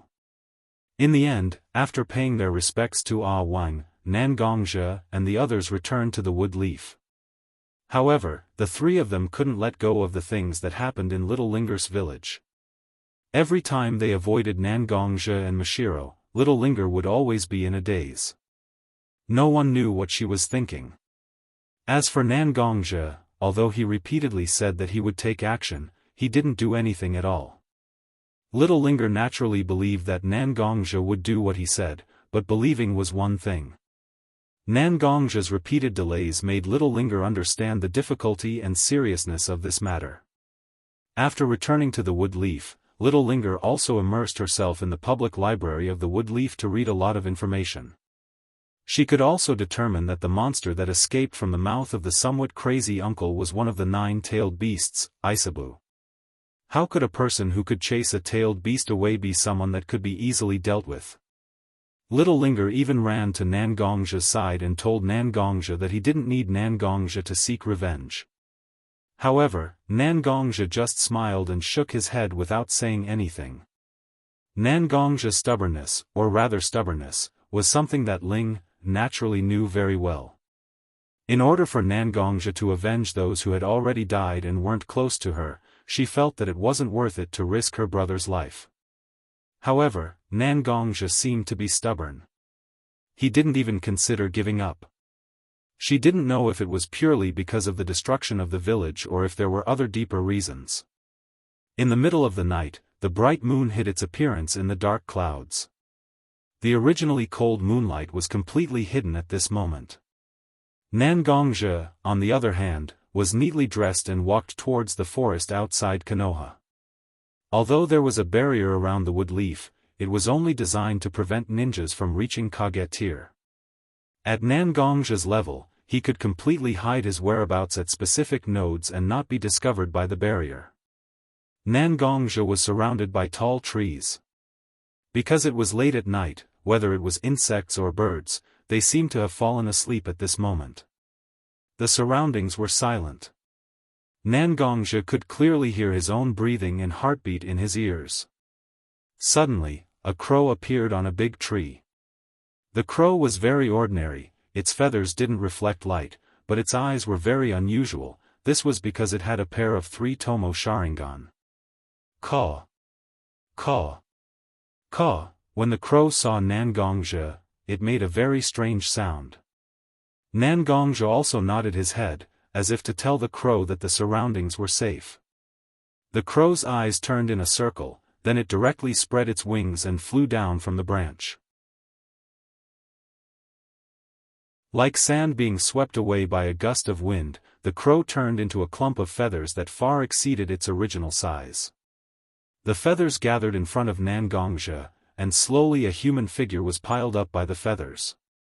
When the feathers scattered, a person wearing the Akatsuki's black robe with red clouds and 3 Tomo in his eyes appeared in front of Nangongzhe.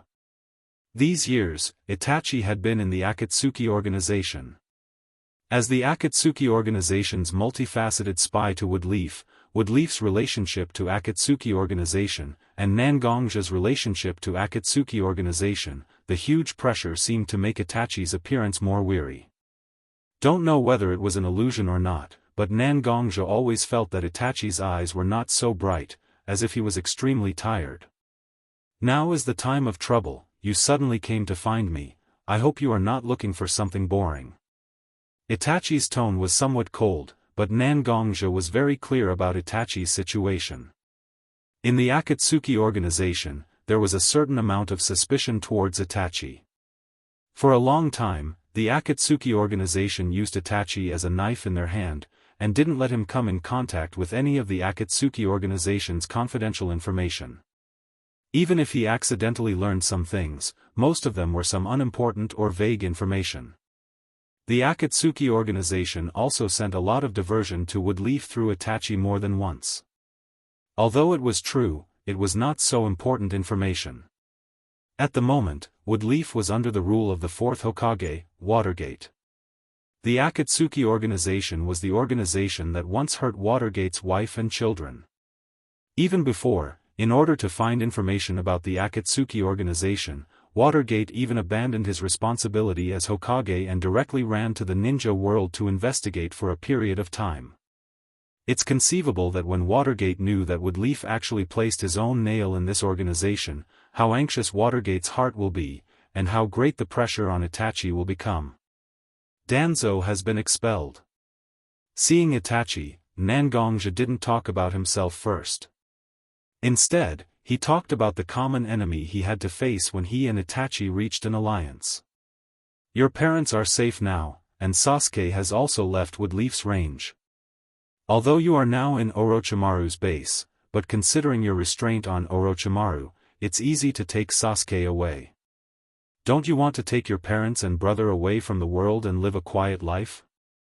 At this moment, Itachi's face was still cold. That kind of cold temperament seemed to accompany Itachi since he was born. But Nangongja could clearly see the very obvious fluctuations in Itachi's eyes. For Nangongja's words, Itachi himself was actually moved. But soon, Itachi adjusted his mentality. After so many years of spy life, if there is really any significant growth in Itachi, I'm afraid it's only the effect of hiding his true feelings. I still can't do this.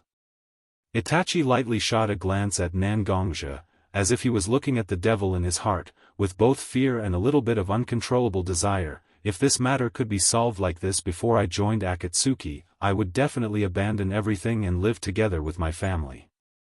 But you have read some of the information I gave you.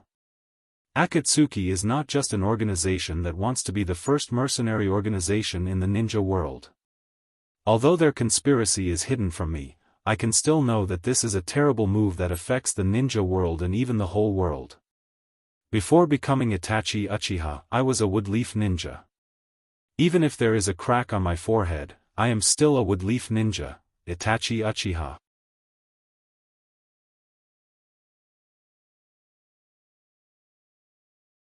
Chapter 343. When Itachi said that he was still a Woodleaf ninja Itachi Uchiha, Nangongja could easily perceive that Itachi's whole spirit had changed.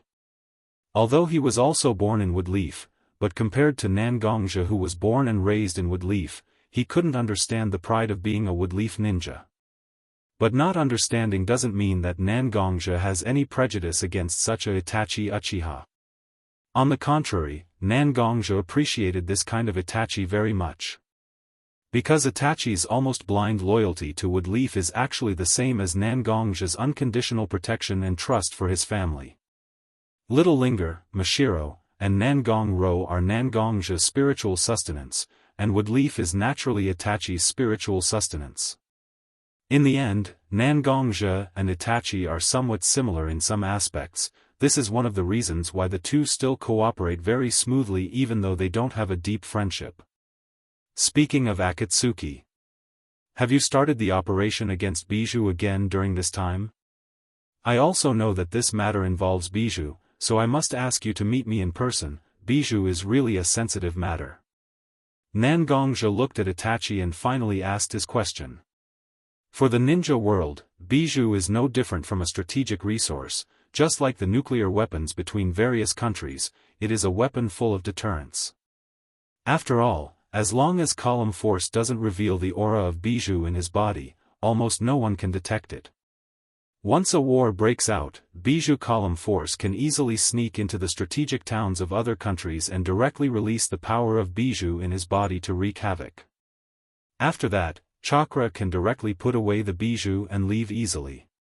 And the Akatsuki organization's desire for Bijou is much more than those countries and villages. Not to mention anything else, would anyone stand against Konoha just because they want to take the Kyubi into their own hands? If it was someone else, perhaps everyone would raise their middle finger and praise them as idiot, but Akatsuki really did so, and even caused a lot of damage to the Woodleaf. The Akatsuki has taken action against the tailed beasts? After hearing Nangongja's words, Itachi didn't react for a while. As soon as he saw Itachi's reaction, Nangongja knew that Itachi didn't know about this operation. Therefore, Nangongja told him about the crazy man he met when he went to Little Linger's hometown. Floating in the air. Attacking with a wave of his hand. Striking hair color. Itachi began to recite the main points of the characteristics that Nangongja had mentioned. His eyes also began to slowly turn piercingly cold. Sure enough. This person isn't an ordinary person in the Akatsuki organization. If you are sure that the crazy man you just said is the truth. In the Akatsuki organization, there is only one person who fits the characteristics you just described, and that is the leader of the organization, God Pain. This person's identity is also very suspicious.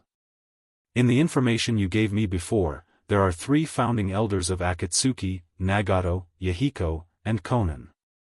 This Pain who has always been the leader of Akatsuki is very similar to the description you gave me about Yahiko, but you and I both know that as the original leader of Akatsuki, Yahiko has already died in the hands of Shimura Danzo and Hanzo the Salamander.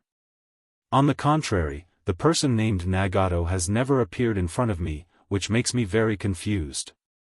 Nagato. Yahiko. Pain. Nangongja suddenly felt that he seemed to have touched upon a very interesting truth, and looking at Itachi's appearance, it was obvious that he had some doubts. In that case, it seems that the Akatsuki organization has been hiding from you to drive away the tailed beast to a certain extent. From your description, it is naturally not difficult to analyze that this person named Pain has the ability to fight the tailed beast alone, and from the words of the survivor, we can also know that this Sanbai Isabu is actually being chased away. So, can we assume that defeating the tailed beast is not Pain's goal, but more likely, he wants to drive the Sanbai to a place where he can effectively monitor it. The Sanbai itself is now in a wild state, and as the Akatsuki organization who is interested in collecting tailed beasts, it may be because of various reasons that they can't directly capture the Sanbai, but they also hope that this target can always be in their sight and easily controlled. And the Sanbai is an extremely lazy creature. Once it starts to live in a place, as long as there is enough food and no one disturbs it, it can always live in one place. So, what Pain wants to do is naturally simple, that is, to set off alone, so that those who monitor the Akatsuki organization can't discover his actions, and then use his own power to forcibly drive the Sanbai away from its habitat, and along the way, choose a remote place as the route to drive the Sanbai away. The village that Little Ling originally lived in was located in a remote area. The village was surrounded by dense forests, which naturally met Pain's requirements. Little Linger's village suffered an unexpected disaster, and became a small and insignificant sacrifice in Pain's action. Nangongja doesn't know Pain, but Itachi is in the Akatsuki organization, so naturally, he has some understanding of Pain's philosophy.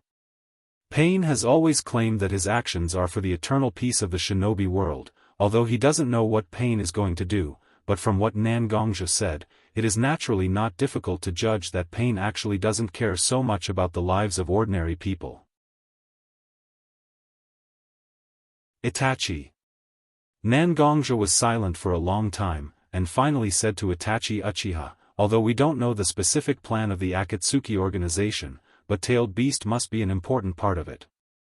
So I hope you can try to find out where Pain is keeping the Sanbai in captivity, since it is the target of his own surveillance, he will naturally send people to monitor it.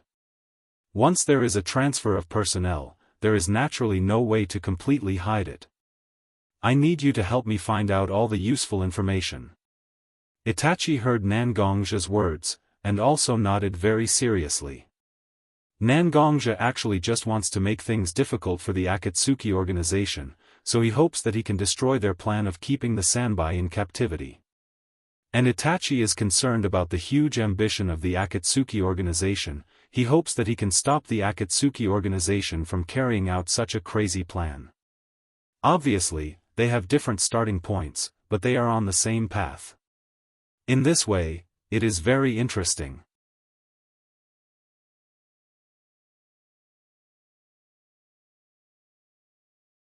Chapter 344.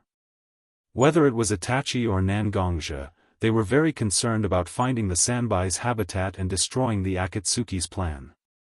With the information provided by Itachi and the cooperation of many disciples of the Blood Cloak Pavilion, they were gradually able to narrow down the Sanbai's location to a certain extent.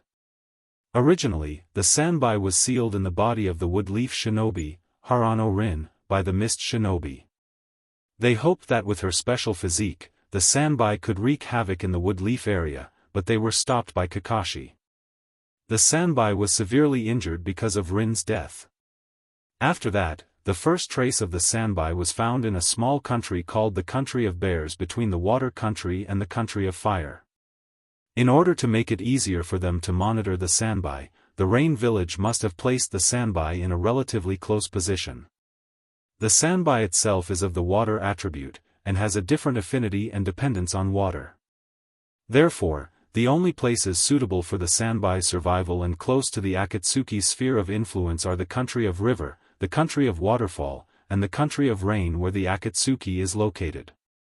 Since the Akatsuki wasn't so eager to deal with the Sanbai, and even spent so much effort to expel the Sanbai from a remote place, it's very likely that the Sanbai wasn't confined in the Country of Rain. Therefore, Nangongja and Itachi focused their investigation on the Country of River and the Country of Waterfall. When a large number of people are scattered, no matter how secretly the Akatsuki mobilizes people, they will still be exposed. Gradually, Nangongja and Itachi were able to determine that the Sanbai was most likely hidden in the Country of Waterfall. First of all, the Country of Waterfall is rich in rainfall, and there are many swamps and lakes. Compared to the Country of River, the Country of Waterfall is undoubtedly more suitable for the Sanbai's long-term habitat. Second, there is the Country of Grass between the Country of Waterfall and the Country of Rain. Even if someone found the whereabouts of the Sanbai, they would only think that it was done by the neighboring countries, such as the Country of Grass, Country of Frost, Country of Fire, and Country of Earth. They wouldn't put their eyes on a powerful force like the Akatsuki. After arranging some matters, Nangongja left Woodleaf Village and headed towards the Waterfall Country. Along the way, Nangongja used his leg strength to the extreme. From the Woodleaf in the hinterland of the Land of Fire to the Land of Waterfall, it only took him 3 days and 2 nights to cover a quarter of the distance of the shinobi world. The Waterfall Country was a country with a lot of water, so there weren't many tall trees. Instead, there were many shorter shrubs. After walking for a while, they could clearly hear the sound of flowing spring water. At this moment, Nangongja didn't care about the dew on the shrubs.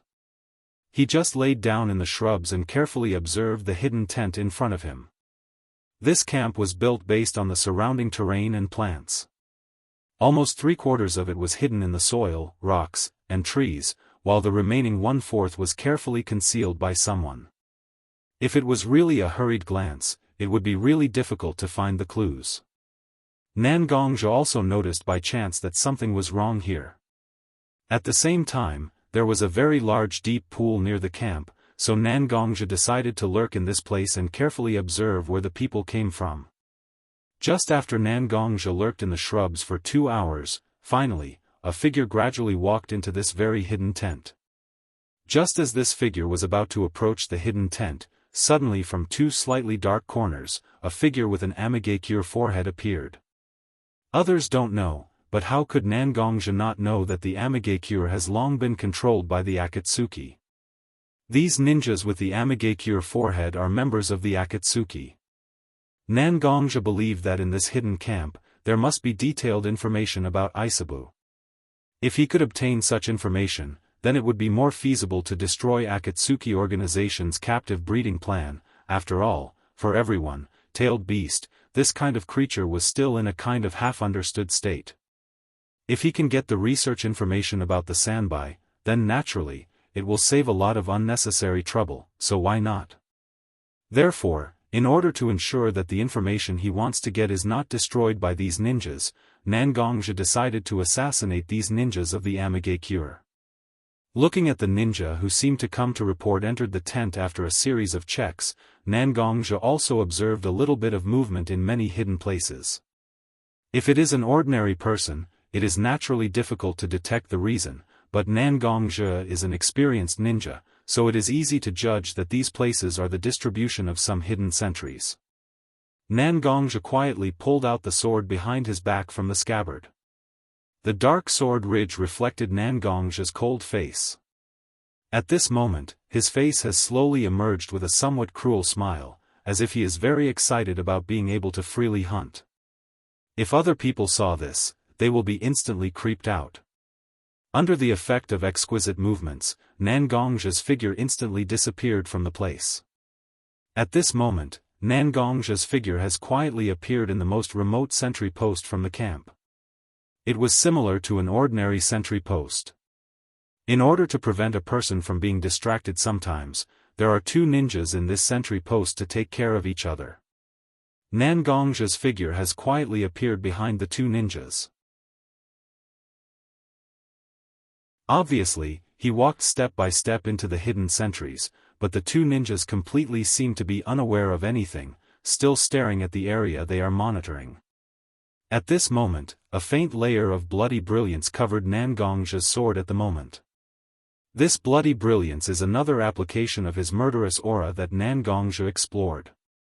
Then, when the sword cut into the enemy's flesh, he could directly let his killing intent enter the enemy's body, instantly suppressing all of the enemy's movements. Even if the enemy died, it would be difficult for the enemy to let out a scream. This kind of move is suitable for assassination. There will not be the slightest movement that should not appear. Moreover, the murderous aura wrapped by his internal force is also extremely difficult to detect. For a place like this, it is impossible for Akatsuki to send their own Kage-level powerhouse to guard. After all, if such a powerhouse is sent out, it is impossible to hide it from Itachi.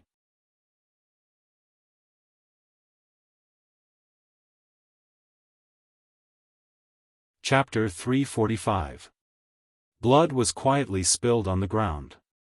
Nangongzhe has basically eliminated all the sentries outside the Akatsuki's camp, only the main personnel in the big tent needs to be dealt with. Nangongzhe also carefully observed whether there were enchantments set up around the camp. Sure enough, there were some simple and easy-to-operate enchantments to locate the enemy.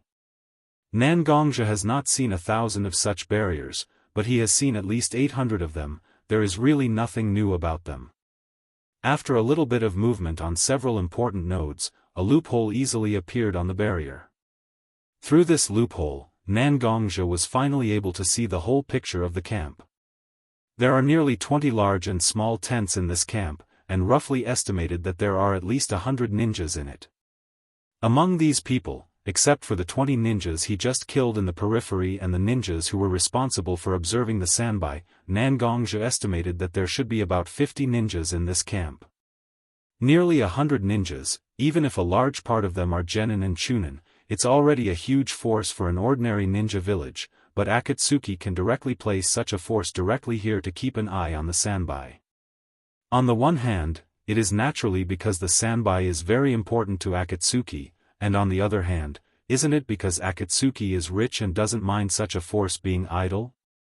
Still, according to his previous plan, as much as possible, silently kill the ninjas of Akatsuki, not giving them the opportunity to destroy the information, so as to find a way to destroy their captive plan.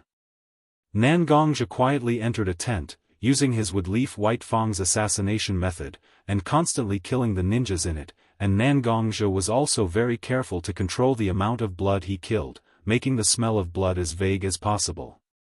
In such a big tent, generally the weaker people were placed in the periphery, and the stronger people were placed in the middle.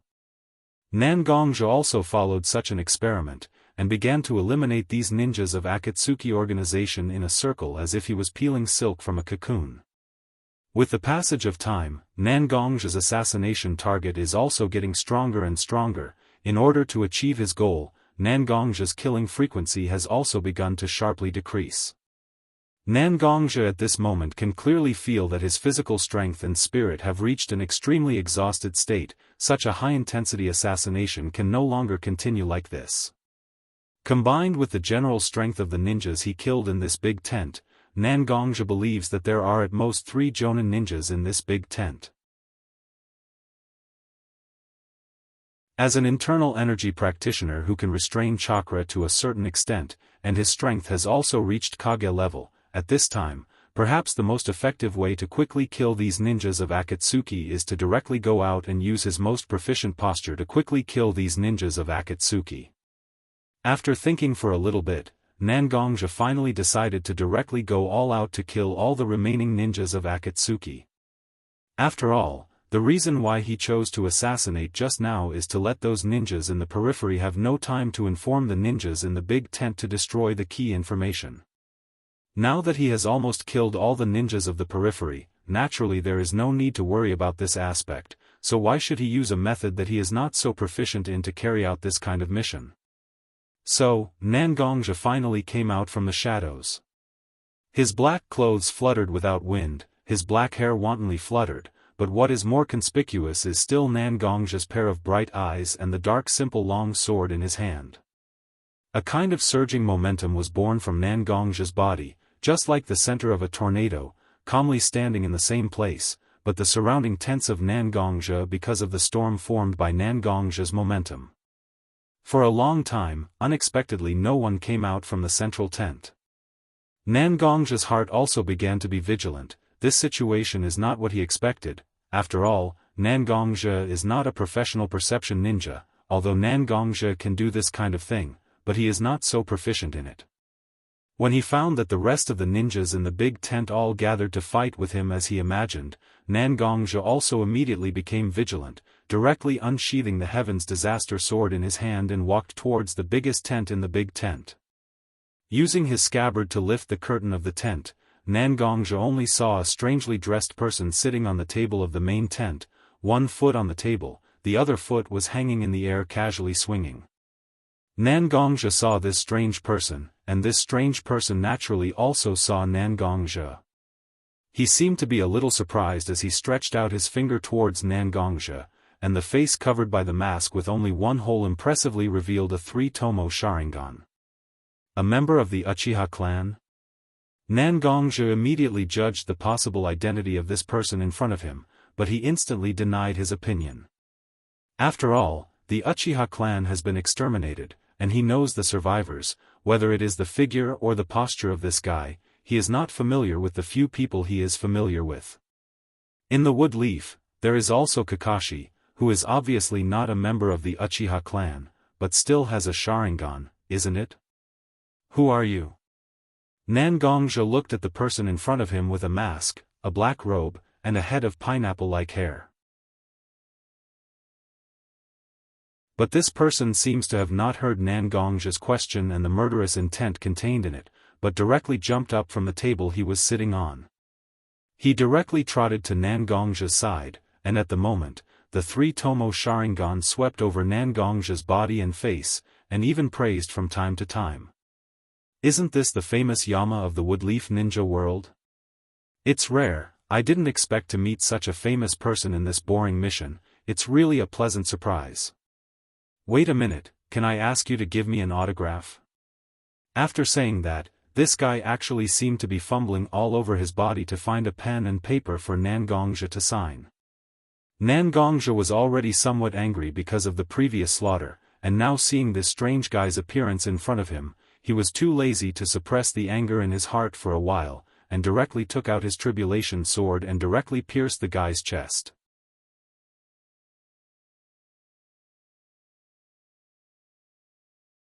Chapter 346. The moment the Heaven's Calamity sword pierced through the strange person in front of him, Nangongja immediately pulled his sword out of the person's chest. He even exerted force with his feet and jumped back to distance himself from this strange person. Why? That was because Nangongja's sword, which had clearly hit its target, did not feel real at all when it pierced into the man's body.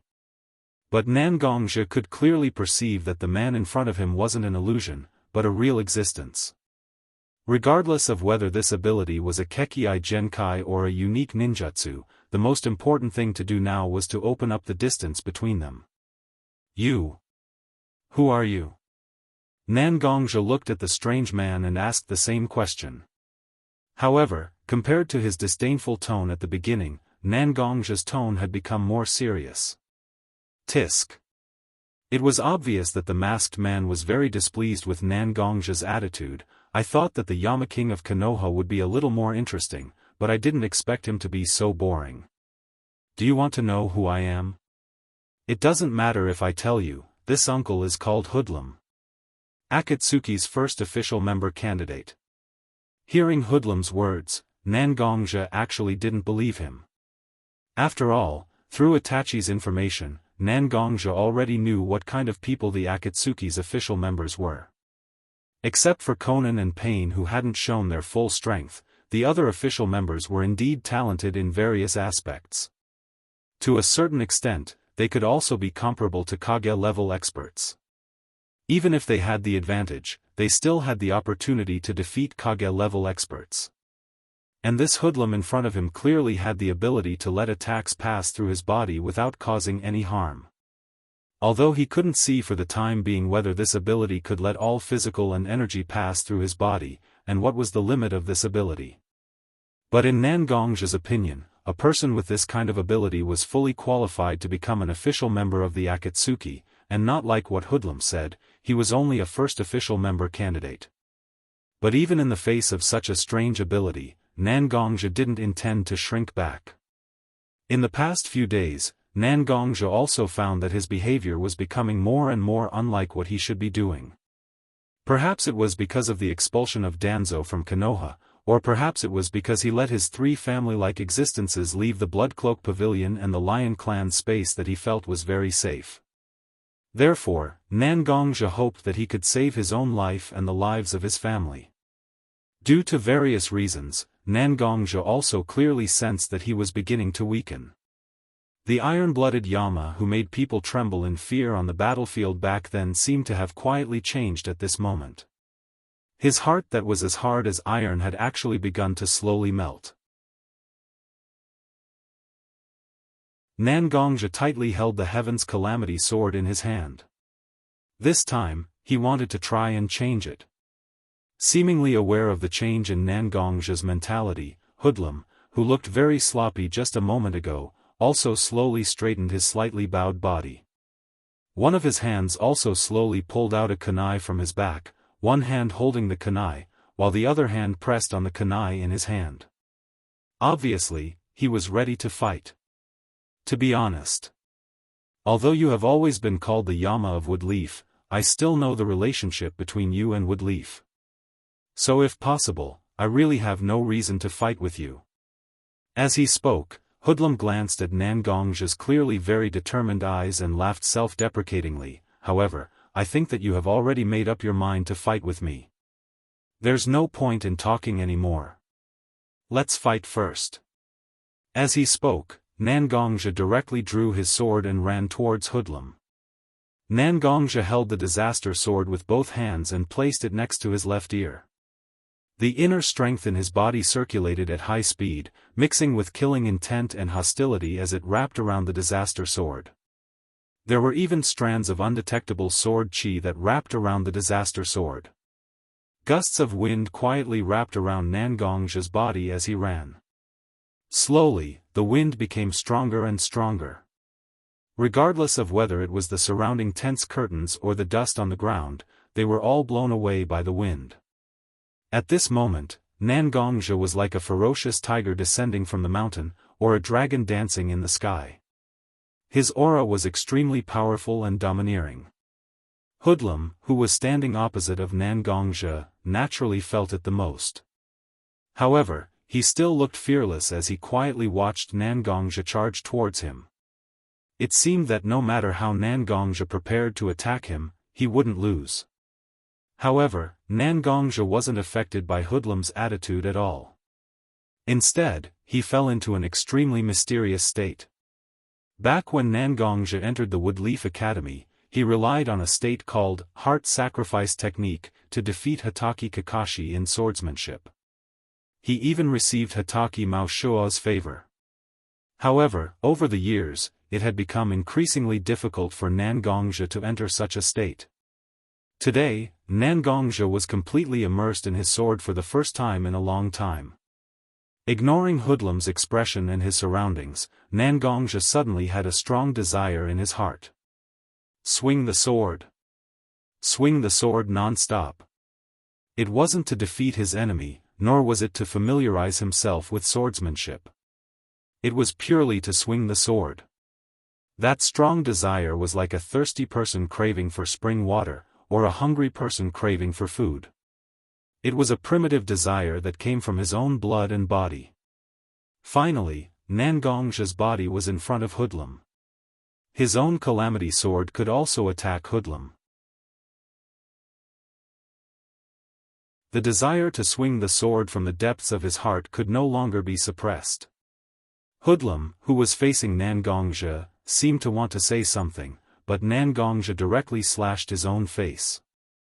Nangongji wasn't clear about Hoodlum's ability, but Hoodlum was clear about it. The so-called immunity to attacks was actually a transfer of a part of one's body to another space, allowing one's body to avoid being attacked. However, since a part of one's body had been transferred, it naturally wouldn't be able to display its original effect. Therefore, Hoodlum, who was about to speak, could only passively, actively. His words were interrupted.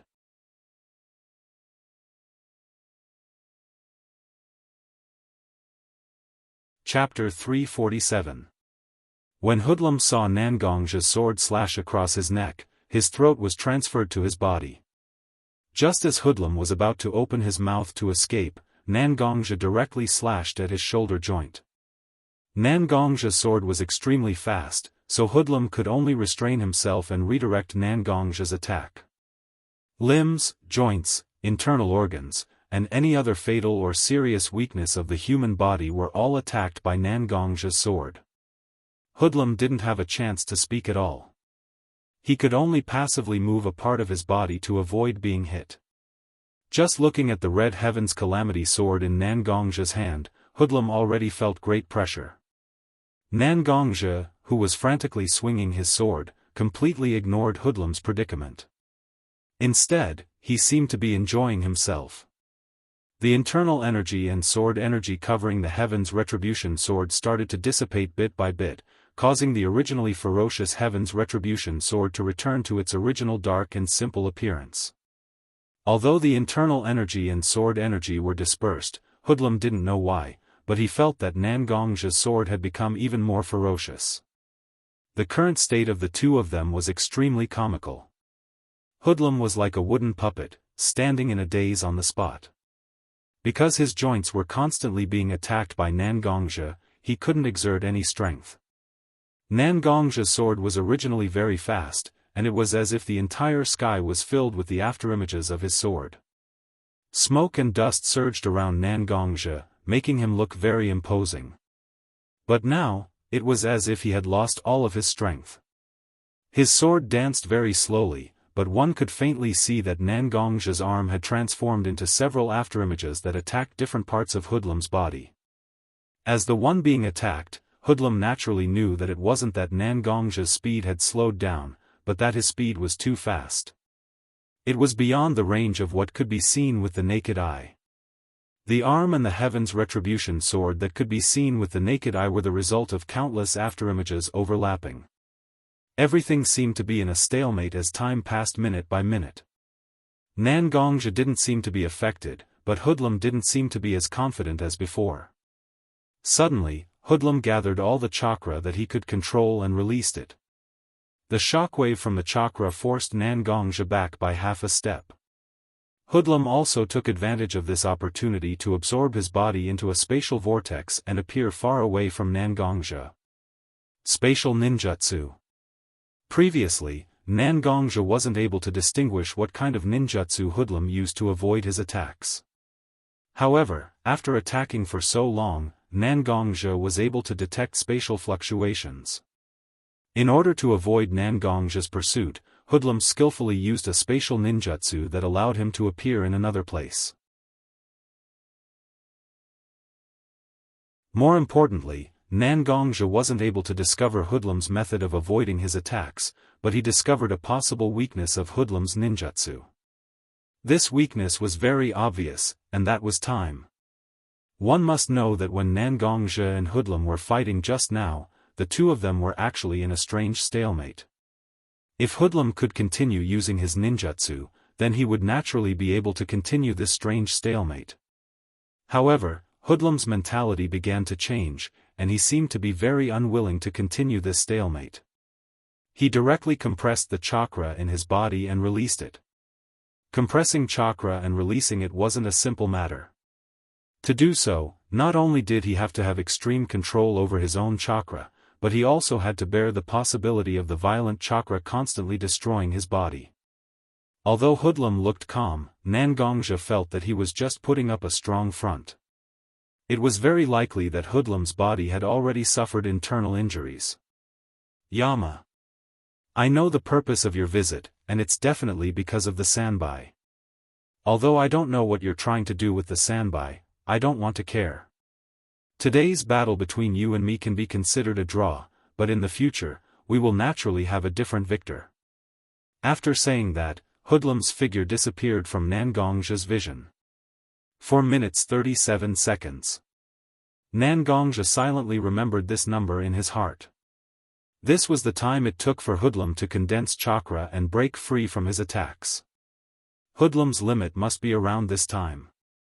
This kind of troublesome ability must be treated seriously. Nangongja felt that he would definitely have a battle with Hoodlum who belonged to the Akatsuki. After quietly keeping Hoodlum's matter in his heart, Nangongja walked to the table where Hoodlum was sitting. He picked up the scroll and hurriedly skimmed through it. After that, he seemed to have found some useful information and began to carefully read it. Outside the Akatsuki's secret camp, Hoodlum and Zetsu were standing together looking at Nangongja's camp.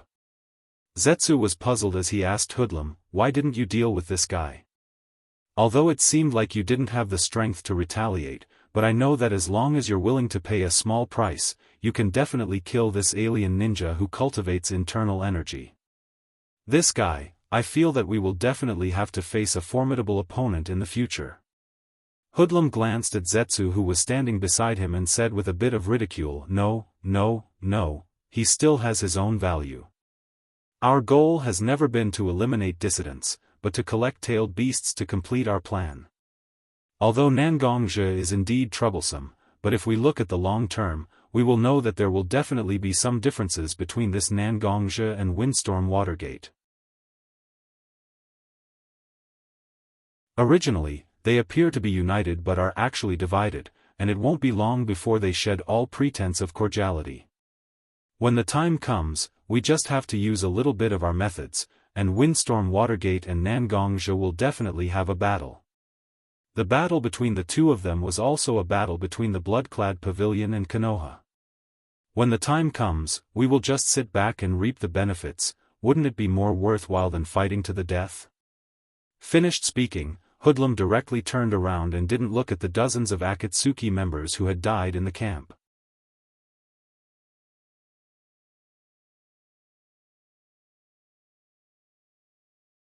Chapter 348. After reading all the scrolls on the table, Nangongja tried to wander around the tent. Some of the places where Nangongja thought could be used to store confidential documents were also checked by Nangongja one by one, but he still didn't get any valuable information. Tailed beast, for the human race, it was really too strange. Even if the human race didn't know how many times these 9-tailed beasts were sealed in Column Force's body, even in the long river of history, there were many people who achieved perfect compatibility with the tailed beasts in their body, but tailed beasts were still a big mystery. Even the tailed beasts themselves couldn't explain clearly why they were born and why they didn't die out. Although Akatsuki organization targeted tailed beasts, but their research was also extremely deep, and couldn't form any valuable information. Nangongja indeed had some interesting conjectures in the scrolls, but conjectures were after all just conjectures, there was no way to prove it. Dealing with the sanbai didn't seem to be a simple matter. Nangongja's eyes turned, he hoped that he could think of a way to drive the sanbai out of here and hide it. In fact, Nangongja could fight with the sanbai, which was relatively weak among the tailed beasts, and he also had a lot of confidence to kill the sanbai, but the fact that the tailed beasts were immortal was really meaningless. In here, even if all his hair turned white, it wouldn't have any effect, so it was better to face the tailed beast that he obviously knew a lot about but never faced. From the scroll just now, Nangongja already knew the specific location of the Sanbai, so he didn't encounter any obstacles on the way to find the Sanbai. Along the way, Nangongja also found a lot of subtle traces of ninja activities, but after some analysis, Nangongja already knew that these ninjas who originally stayed here had already retreated. It seems that when the guy called Hoodlum ran away, he also let the Akatsuki ninjas retreat together with him. After walking for a while, Nangongja had already arrived at the side of the deep lake. Perhaps because the lake was too deep, the lake in front of Nangongja actually had a very deep blue-black color. Standing still, Nangongja directly released his internal energy and that surging momentum. He used this method to attract the Sanbai that was hidden in the deep lake. Nangongja's method was obviously very effective. The originally calm lake suddenly turned over a layer of white water, and a turtle shell with sharp spikes slowly floated up from the lake.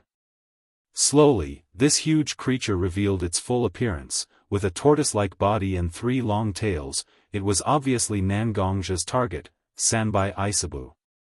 When the Sanbai appeared, its eyes were very fierce. After all, it was previously chased around by a human ninja like a dog.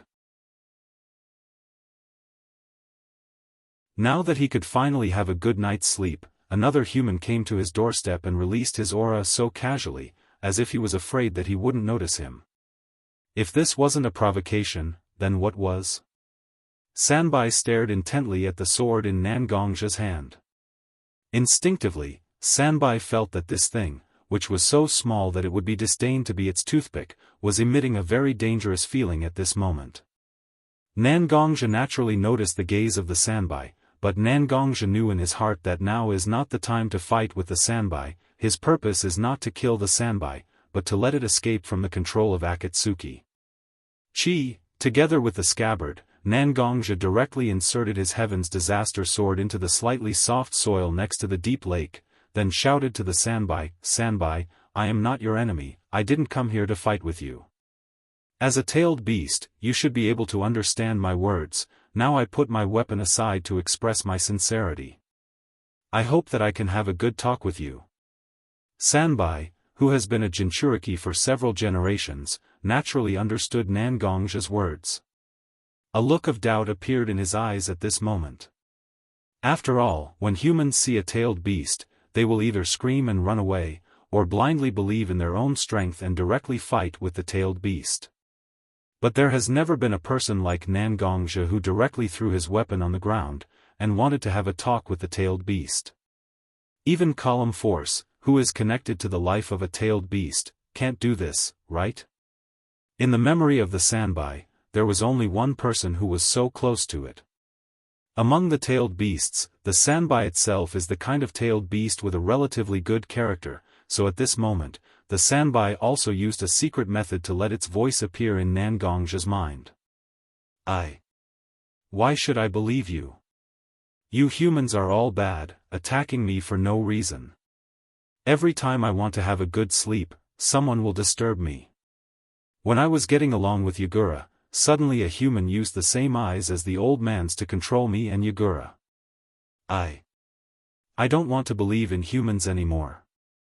A slightly immature voice suddenly appeared in Nangongja's mind, and the Sanbai in front of him also stared at Nangongja with his big eyes.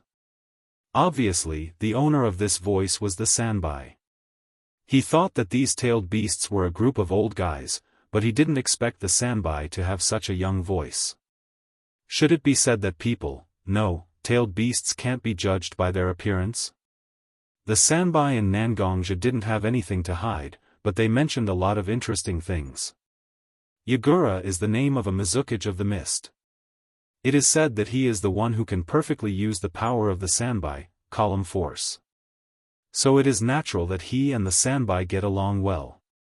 But there is actually someone who can control the Sanbai and Yagura at the same time?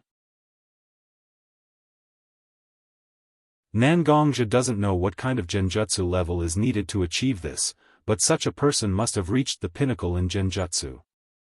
Not to mention these things, Nangongja also roughly figured out what kind of character the Sanbai has through the words of the Sanbai.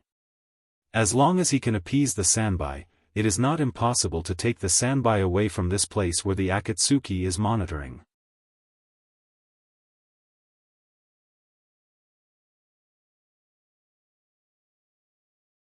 Chapter 349. My name is Nangongja, and I'm currently a woodleaf ninja. I know you are the Sanbai, so what's your name? Ignoring the Sanbai's childish remarks about humans, Nangongja pointed to himself and introduced himself to the Sanbai, and asked for the Sanbai's name. The Sanbai was also a little confused by Nangongja's behavior for a while, but Nangongja knew very well what he was doing. Since Sanbai could communicate with him normally and had the temperament of a teenager or even a child, Nangongja corrected his attitude and no longer regarded Sanbai as a monster. Instead, he treated Sanbai as a human teenager.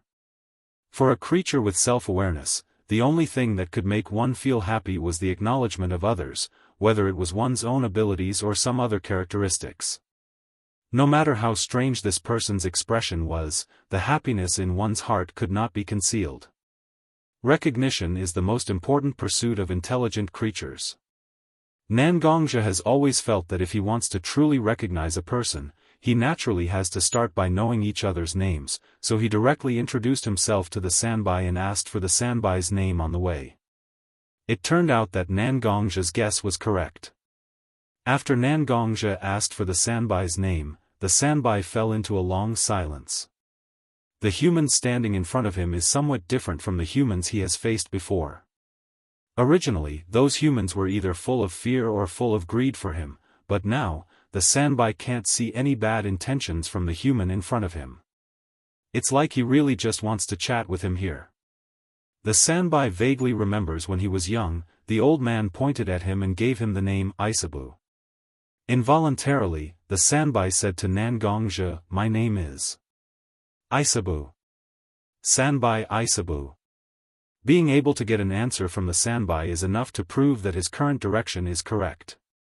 After Nangongja secretly cheered for himself in his heart, he tried his best to make his tone and expression gentle enough, then said to the Sanbai, "Isabu? That's a pretty good name. I didn't come here with any ulterior motives. I came here to help you escape and not be disturbed by those annoying fellows. Are you willing to let me help you?" Isabu himself has the temperament of a teenager. In the face of such a person, he doesn't need to say so many dignified words, as long as he treats him sincerely and says what he wants to say, it will be fine. If he insisted on showing off his eloquence and tried to directly crush his will, it would only backfire. "But, I just want to find a place to sleep. Although those people are a little annoying, they still tiptoe around me every time they approach me. I just have to deliberately ignore them and I can have a good sleep. Why do I need your help?" Isabu himself is a very lazy-tailed beast. As long as he has the chance, it is not impossible for him to stay in a place for hundreds of years. For such a jealous-tailed beast who is unwilling to move, it is better to let those boring people watch him sleep than to be forced to run around. "I know, you don't like to change the place you live, but we have to leave here. Do you still remember the person who forced you to come here? He is the leader of a very powerful organization. I know that this organization is secretly planning a plan that is enough to change the whole world, and you and the other 8-tailed beasts are their target. I know that tailed beasts are immortal, but when you die, you still need some time to recover. The feeling of death must not be that good, right?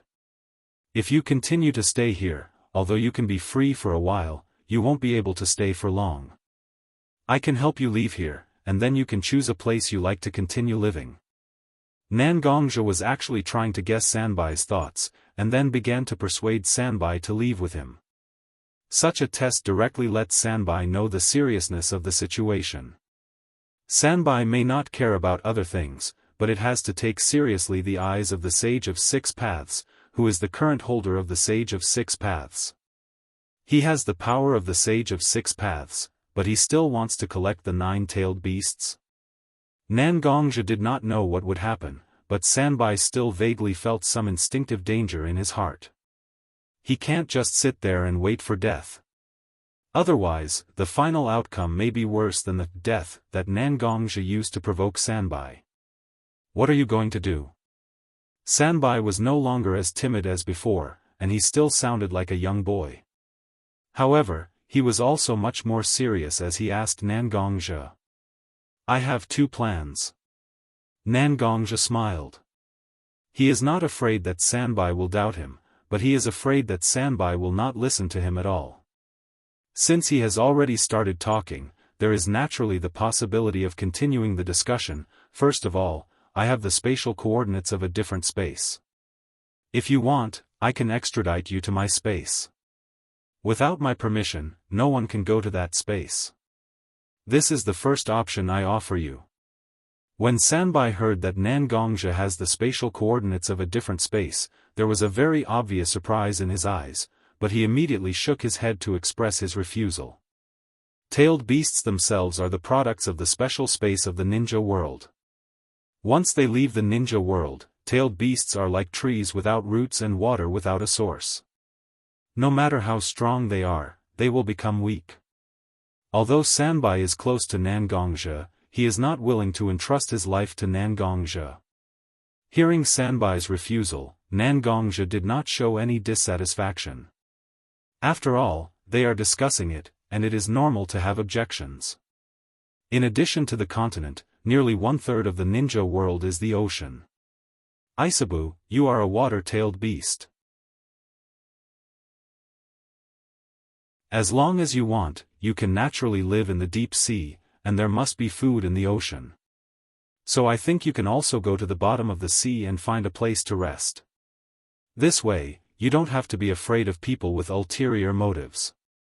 What do you think?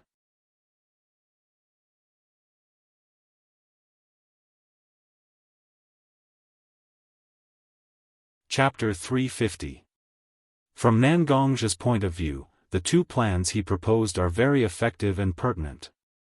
The Lion Clan space is not only far away from the shinobi world, but he can also prevent others from entering this space through the Lion Clan, and the sea plan will make it more difficult for the Akatsuki to find the Sanbai.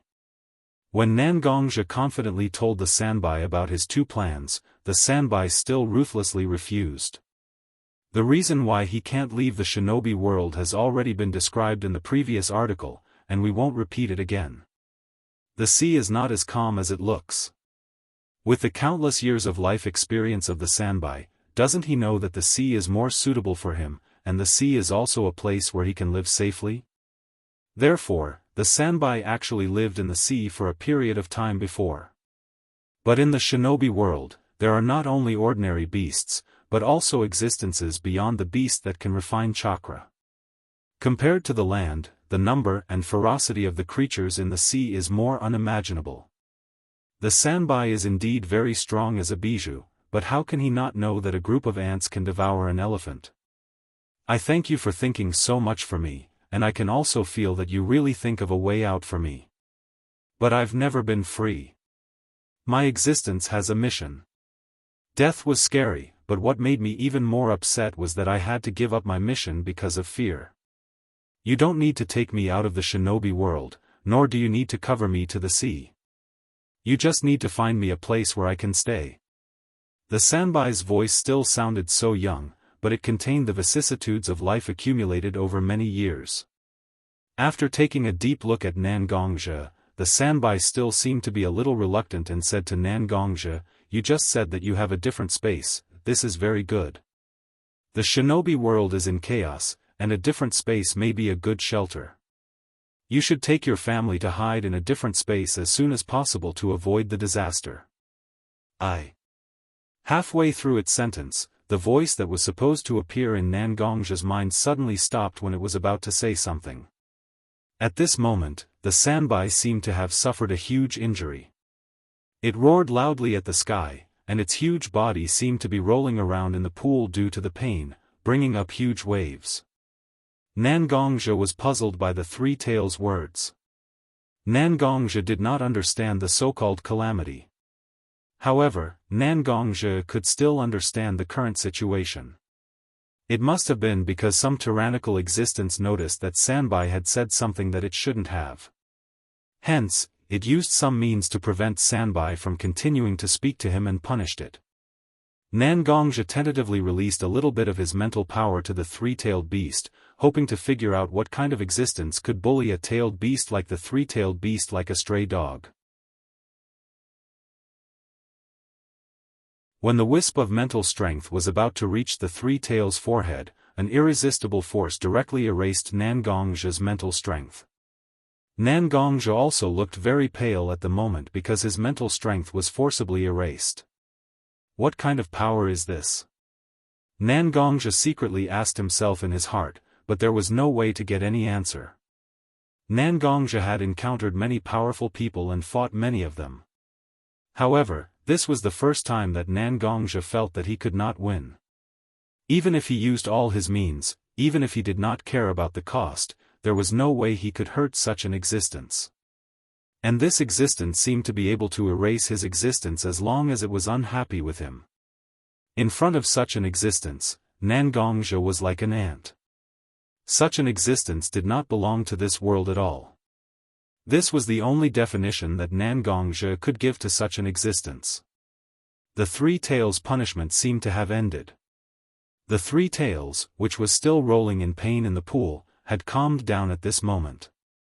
At the same time, Nangongzhi slowly recovered from the dizziness caused by the destruction of his mental strength. The three tails, which was talking a lot with Nangongzhi, did not say a word at this moment. It took a deep look at Nangongzhi, who was standing on the shore of the pool, then turned around and dived into the pool. After the three tails dived into the pool, mud waves kept churning from bottom to top. Did that existence give the three tails a warning not to have too much contact with me and not to tell me more? Nangongzhi could only find such a barely justifiable reason for the three tails' behavior. Although he was still very unhappy, he could only end it like this. The three tails, the unknown powerful existence, the crisis that swept the ninja world, the controlled Yagura and the three tails, Nangongzhi was only going to disrupt the Akatsuki's plan and vent his anger for little longer, but he didn't expect to come into contact with so many secrets all of a sudden. Gradually, Nangongzhi found that he was a little confused about this world. Originally, Nangongzhi thought that he had experienced a lot of things in the ninja world and knew a lot of secrets, but now it seems that the water of the ninja world is much deeper than he thought. Then, with his current strength, could he really protect his family? Or do I have to do what the three tails said? Once again, for the safety of my family, I have to run into the Lion Clan space and let my family stay there for 3 years, 5 years, or even 10 years? Previously, because of his lack of strength, in order to protect his family, Nangongzhi let the 3 girls stay in the Lion Clan space. After so many years, was he still going to bring his family to live in a cold and empty place like the Lion Clan's alternate space without making any progress? At this moment, Nangongzhi could only feel an unusual irritation in his heart. The feeling of powerlessness was so strong. Looking at the Heaven's Retribution sword that was inserted in the ground by him, Nangongzhi slowly walked to its side, grabbed the scabbard, and took the Heaven's Retribution sword in his hand. Although the matter of the 3 tails can't be said to be perfectly solved, it can be said that the Akatsuki didn't get what they wanted. There is one thing that Nangongzhi has always been a little bit concerned about, so he decided to return home as soon as possible to solve the doubts in his heart. The water of the deep pool finally returned to its original blue-black color, and the sediment was deposited under the action of time, and everything seems to have returned to normal. No one knew that so many people had died here, and no one knew that an interracial dialogue had taken place here. No one knew that there was an irresistible expert who had once descended his will here. The pool water rippled under the blowing of the wind, and the storm of the ninja world seems to be about to begin. You're tuning in to the Unparalleled SwordWill YouTube channel. Don't forget to subscribe and join us on this journey to catch the most captivating stories.